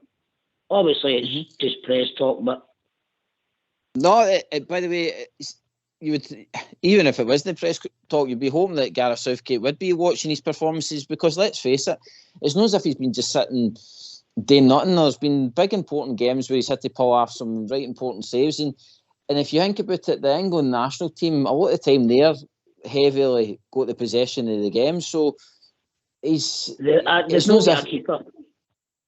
No, they've not had a keeper in years, England.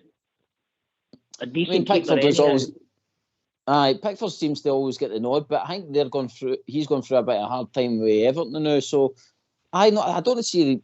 I mean, I think sometimes they take free keepers to a tournament. So yeah, I think if you overlook Butland, you're a very silly man. That's what I think as well. You're shooting. I mean, just because of the Scottish League, I think if you're not taking them just because of that, you're. The new Chris Woods, I think I'll go to JM on it. Although I think he brings a presence, he brings a stature. He's not tested week in, maybe week out in the Premier League. But I think the fact that we're on Sky, JM, we're going to be in Europe, he's going to be well seen, and Southgate's already said that he's keeping an eye on him.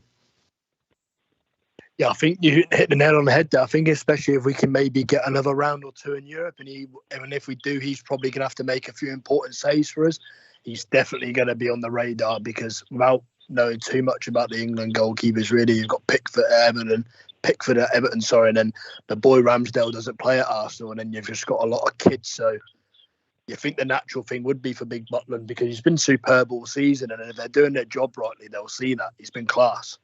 So I think, but like you said, I think it's important for Ising that if we could maybe go another round or two in Europe, and he's being seen on BT and different things and making some big saves, I think there's a good chance of him going, to be honest. Aldo, do you know, I think Man United, they're a bit crazy. They had him there, you know, and you see with the goalkeeper that they brought in for about 50, 60 million or something. For Ajax, I think he was for, wasn't he?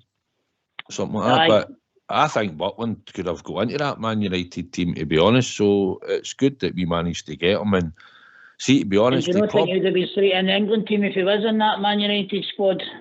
I think like number one. Well, I think he could have pushed Pickford. I think maybe Southgate might be a bit loyal to some of his players that have got him. And you know, you'll find that managers will stick by. But the fact that the boy Pope's out, I think at Newcastle injured and the boy Henderson, I think at Nottingham Forest, I think he was, or something, that he was number 2 at Man United, and he couldn't get in their team, and then he get put back out.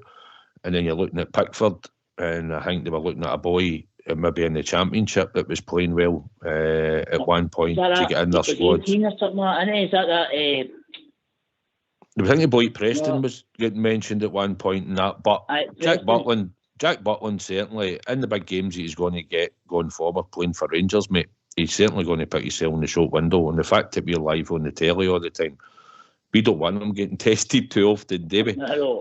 But when he does, he's usually been the main man, and he's done the job for us. So I'd like to see him get a chance to in there, and obviously that's what he's pushing for. But he's getting the big games. He's at a big massive club, so he can't do anything else but perform, and hopefully that will get him into the England squad if that's what they want, mate.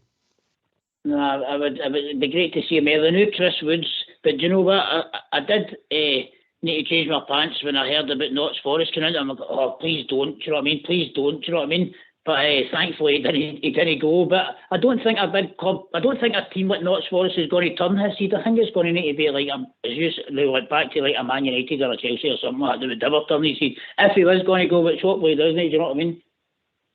Aye, I think he's got to bug JM, hasn't he? He realises where he's playing. Right, hold on, I'll just hold on because we're getting near the end of the show and we've just been joined by another caller. I think it's Blue Star. How are you doing, Blue Star? I was all right until I heard you being negative. What negativity was that? We'll take a 1-0 tomorrow. Oh no, we'll know. Oh, I never said that. If it's only 1-0 tomorrow, I want to see us going tap tomorrow night. The first chance we get at Ibrox, 3 goals against the bottom team of the league, and you're talking about taking a 1-0. Not a chance. Second bottom. Well, even if they're third bottom, they're still bottom. Yeah, we want goals tomorrow night. If you can't score 3 against second bottom team in the league at Ibrox, there's something far wrong. There's a thought. Why not play Cantwell and Silva behind Dessers, and you've still got your sitting guy in midfield, plus you've got your wingers? Why not go for it? Sure, if you can't go for it against Ross County, there's something wrong at Ibrox tomorrow. We want to score a minimum of 3 and put them under immediate pressure when we've got the chance. Come on, surely, guys. Aye, here, Blue Star, I'll go to GB and then JM can come in. Listen, I want to go tap the league tomorrow, right? I would like to think that we can score more than 3 goals. But see, the most important thing is we win the game first and foremost. And if we get we do that every week, but tomorrow night we need goals. We've got to score a minimum of 3 goals. You've got to go for it. Go ahead. GB, Giant, Silva, Cantwell, and would you be playing Dessers up number 9 then, Blue Star? Aye. Right, would you? Definitely. No, Blue Star, I think you've misheard us. Why it says that we're saying about the 1-0, that we take the 1-0 just to get the game won. But obviously we want to, I said to JM earlier, we want the 3-0, 4-0, you mean, we want the goals. But as Southside said, I mean, first and foremost, we need to win this game in hand. If we don't win it, then you imagine the phone lines in here, it'll be absolutely jumping.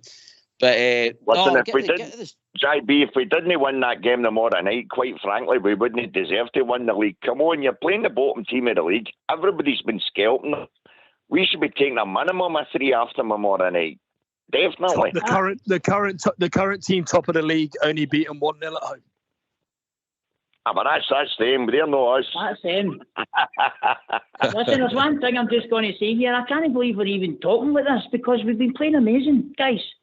I'm feeling it. You know what I mean? I'm not feeling it. I think we're onto something here. We are. And see what we're saying about, we've still got Ruffner to come back. We've still got strikers. We've still got players still to come back, right? That's not your net today with tomorrow night, but come on, we need to do this tomorrow. We need to do this. Well, the manager said the likes of Ruff and that will be lucky to make the last 2 weeks of the season, so you can count him and Seamer. We're not going to see them at the very end.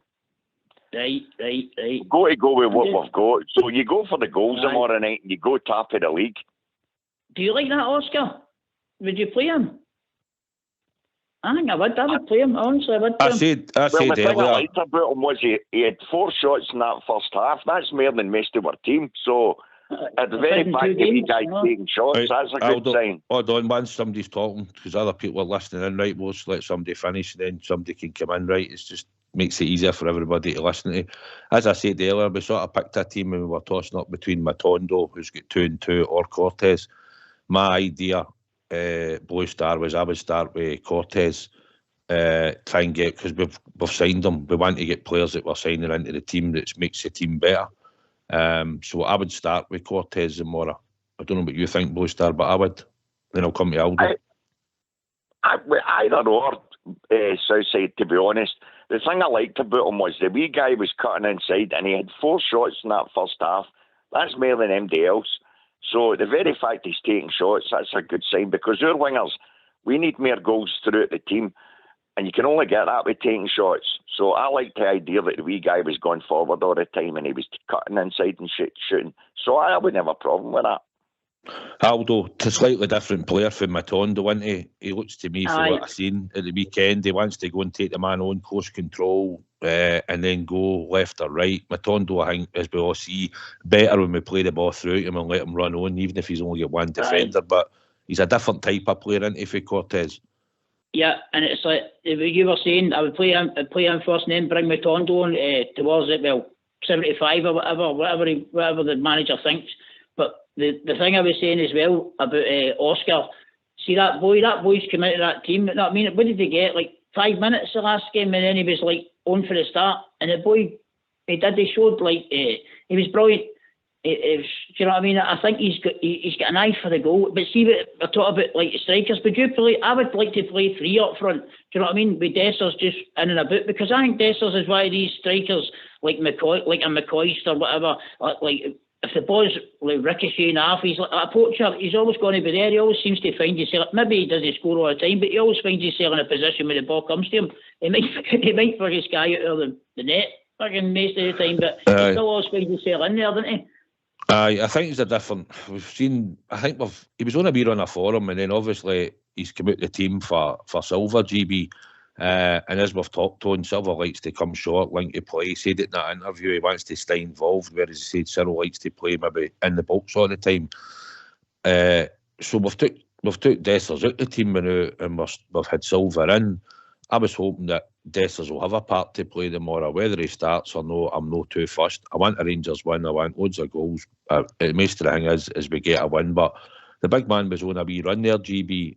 And we've took him out the team, so it's about getting him back in the team and getting him back finding the net.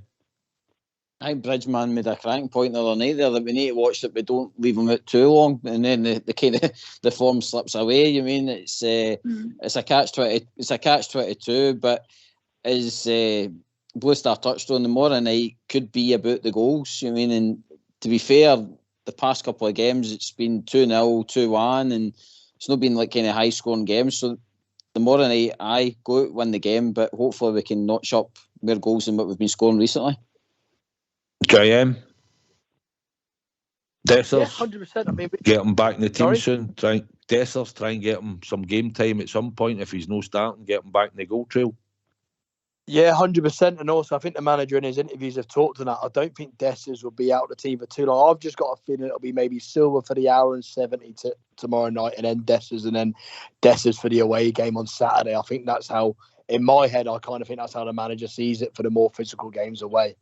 But you can't have either of them sitting on a bench too long because we've only got two of them there. They need to be both on form or at least feeling sharp. Aye, I'll come to you first, boys, darling. I'll come to Aldo, right? I'll ask you the same question. In the midfield, tomorrow beside Lundstrom, the boys thought maybe Tom Lawrence. I was wanting more Diamande to start, I think, put him back in. Any of your thoughts on it, boys, darling? I'll come to Aldo. I'll tell you who I wouldn't have, and Hermione, but he was dross the other night. That was Raskin.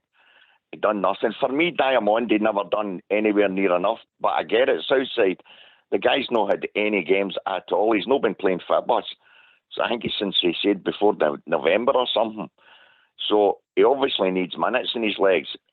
You could certainly give him a half. He'll not last a game. That's never going to happen. Aye, I mean, he at least gets the ball and he tries to go forward. That's what we want him on tonight. So I wouldn't have a problem with that. But the forward line, they've got to be shooting and making chances. It's as I say, I can only call it as I see it. If it's a 1-0 tomorrow night, fine, it's about winning the game, but I'd be really disappointed. I would be. I want to see us battering their goals in. I really do. The first chance we've got to go to, we've got to take it. Put them under immediate pressure. That's the name of the game. You've got to score goals, but definitely. Attitude, application, get after a fast start, get a goal or two up, their game plan changes and they'll just start to sit in, and we should be able to see a matter of how many. Make the changes when it suits us, dominate the game, and that's the way it should finish. And we all got the road happy. Aldo, what's your thoughts? Would you think Tom Lawrence might come in, or would you think you'd maybe think Diamande? Well, about Tom Lawrence, I was disappointed with him, right? And Warburton, he talked him up all the time, right?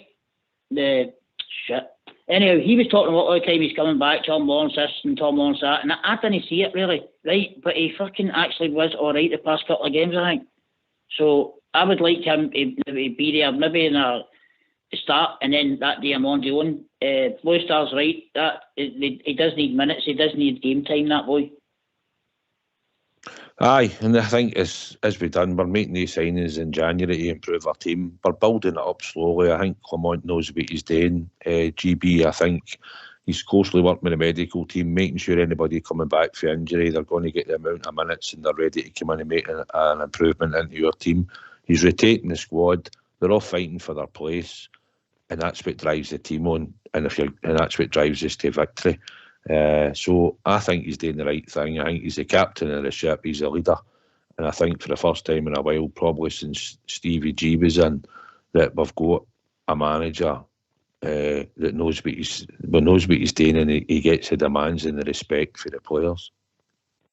Gets the respect to the fans as well, Southside, because he made the promise, and I've usually said I will never start somebody that's basically what he was saying is somebody that's not ready or somebody that's not in the mindset to win. He always start the strongest team, whether that could be Dessers or Silver. He'll start the players that are ready to win it. Aye, because it makes the demands at training, and he's told you if you don't work hard, then you'll not be in your team. Simple as that, you know. Well, guys, we're just coming to the end of the night, so I'll come to you, Aldo, first. And just get your final thoughts before you go. And thanks very much for phoning in tonight, mate. I really appreciate it. And anytime, phone in Rangers Radio. It's free, mate. We're the only platform out there. It's free. You can come on and talk to anybody. So thanks for joining us this evening, Aldo. Oh, it's a pleasure. It's a pleasure. I would just like to say, man, you're doing a brilliant job, guys. Keep up. Oh, thanks very much, mate. I know you're listening to the show and that, but aye, pop on more often, mate. Come in and join the trips, because we've all got one thing in common, mate. We all love the Glasgow Rangers, and that's the most important thing. And we've got a platform here where people can come on, support us, and come on and talk about the famous Glasgow Rangers, and that's what we hope for on these nights, you know. So thanks very much, mate, for phoning in. I appreciate it. Not a problem. Blue Star? Well, I've been talking about the momentum since Clement came in. And for me, tomorrow night, it's our first chance this season to go top. You get the goals. What a lift. Never mind the momentum and the move. What a lift that would give our whole club tomorrow night to go top and punching the pressure right onto them. It would be absolutely monumental. So onwards and upwards, guys. And it's go to be goals tomorrow night for me. Get that goal difference up and let's get top of that league and see how they commit to being under pressure. But great show as always, guys. Thanks for taking my call. Thanks very much, Blue Star. Always welcome on here, you know that. Can I just give a shout out to Darren and just say thanks very much. Terry's received it and it'll be faithfully applied and greatly appreciated, mate. So thanks very much for that. Thanks, JM. Come to you. Last words. Yep, cheers, guys. Enjoy that tonight. Nice to get the callers at the end. The show's always better when we have more callers. It means people don't have to listen to us. But looking forward to tomorrow night. Hopefully see some goals, but 2-1-0s in the next two games. Pile some pressure onto them. That'll do me. Aye, thanks very much, mate, for coming on. GB. Aye, no, thanks, lads. Been fantastic night, and echo what JM says. Great to have the callers, and a big thanks to yourself, the Night Southside, for hosting, mate. Well done. Oh no, I would like to thank you two guys first and foremost for coming on this evening. It's good to come on with the young team tonight in a day or show, and I thoroughly enjoyed it. I'd just like to thank Big Stevie, who phoned in earlier, Aldo and Blue Star as well, who phoned in the show. It's always good to hear, because that's what it is. It's a phone-in show. We need people to phone in. So I'd like to thank them for phoning in. I'd like to thank everyone for listening in this evening as well. Thank the techie team for doing a good job in the background. I believe we'll be on tomorrow night with a pre-show before the game and an after show. So hopefully tomorrow night it'll be a famous Glasgow Rangers win, and we'll be top of that Premier League. So take it away, Old School Blue, and always remember, we are the people.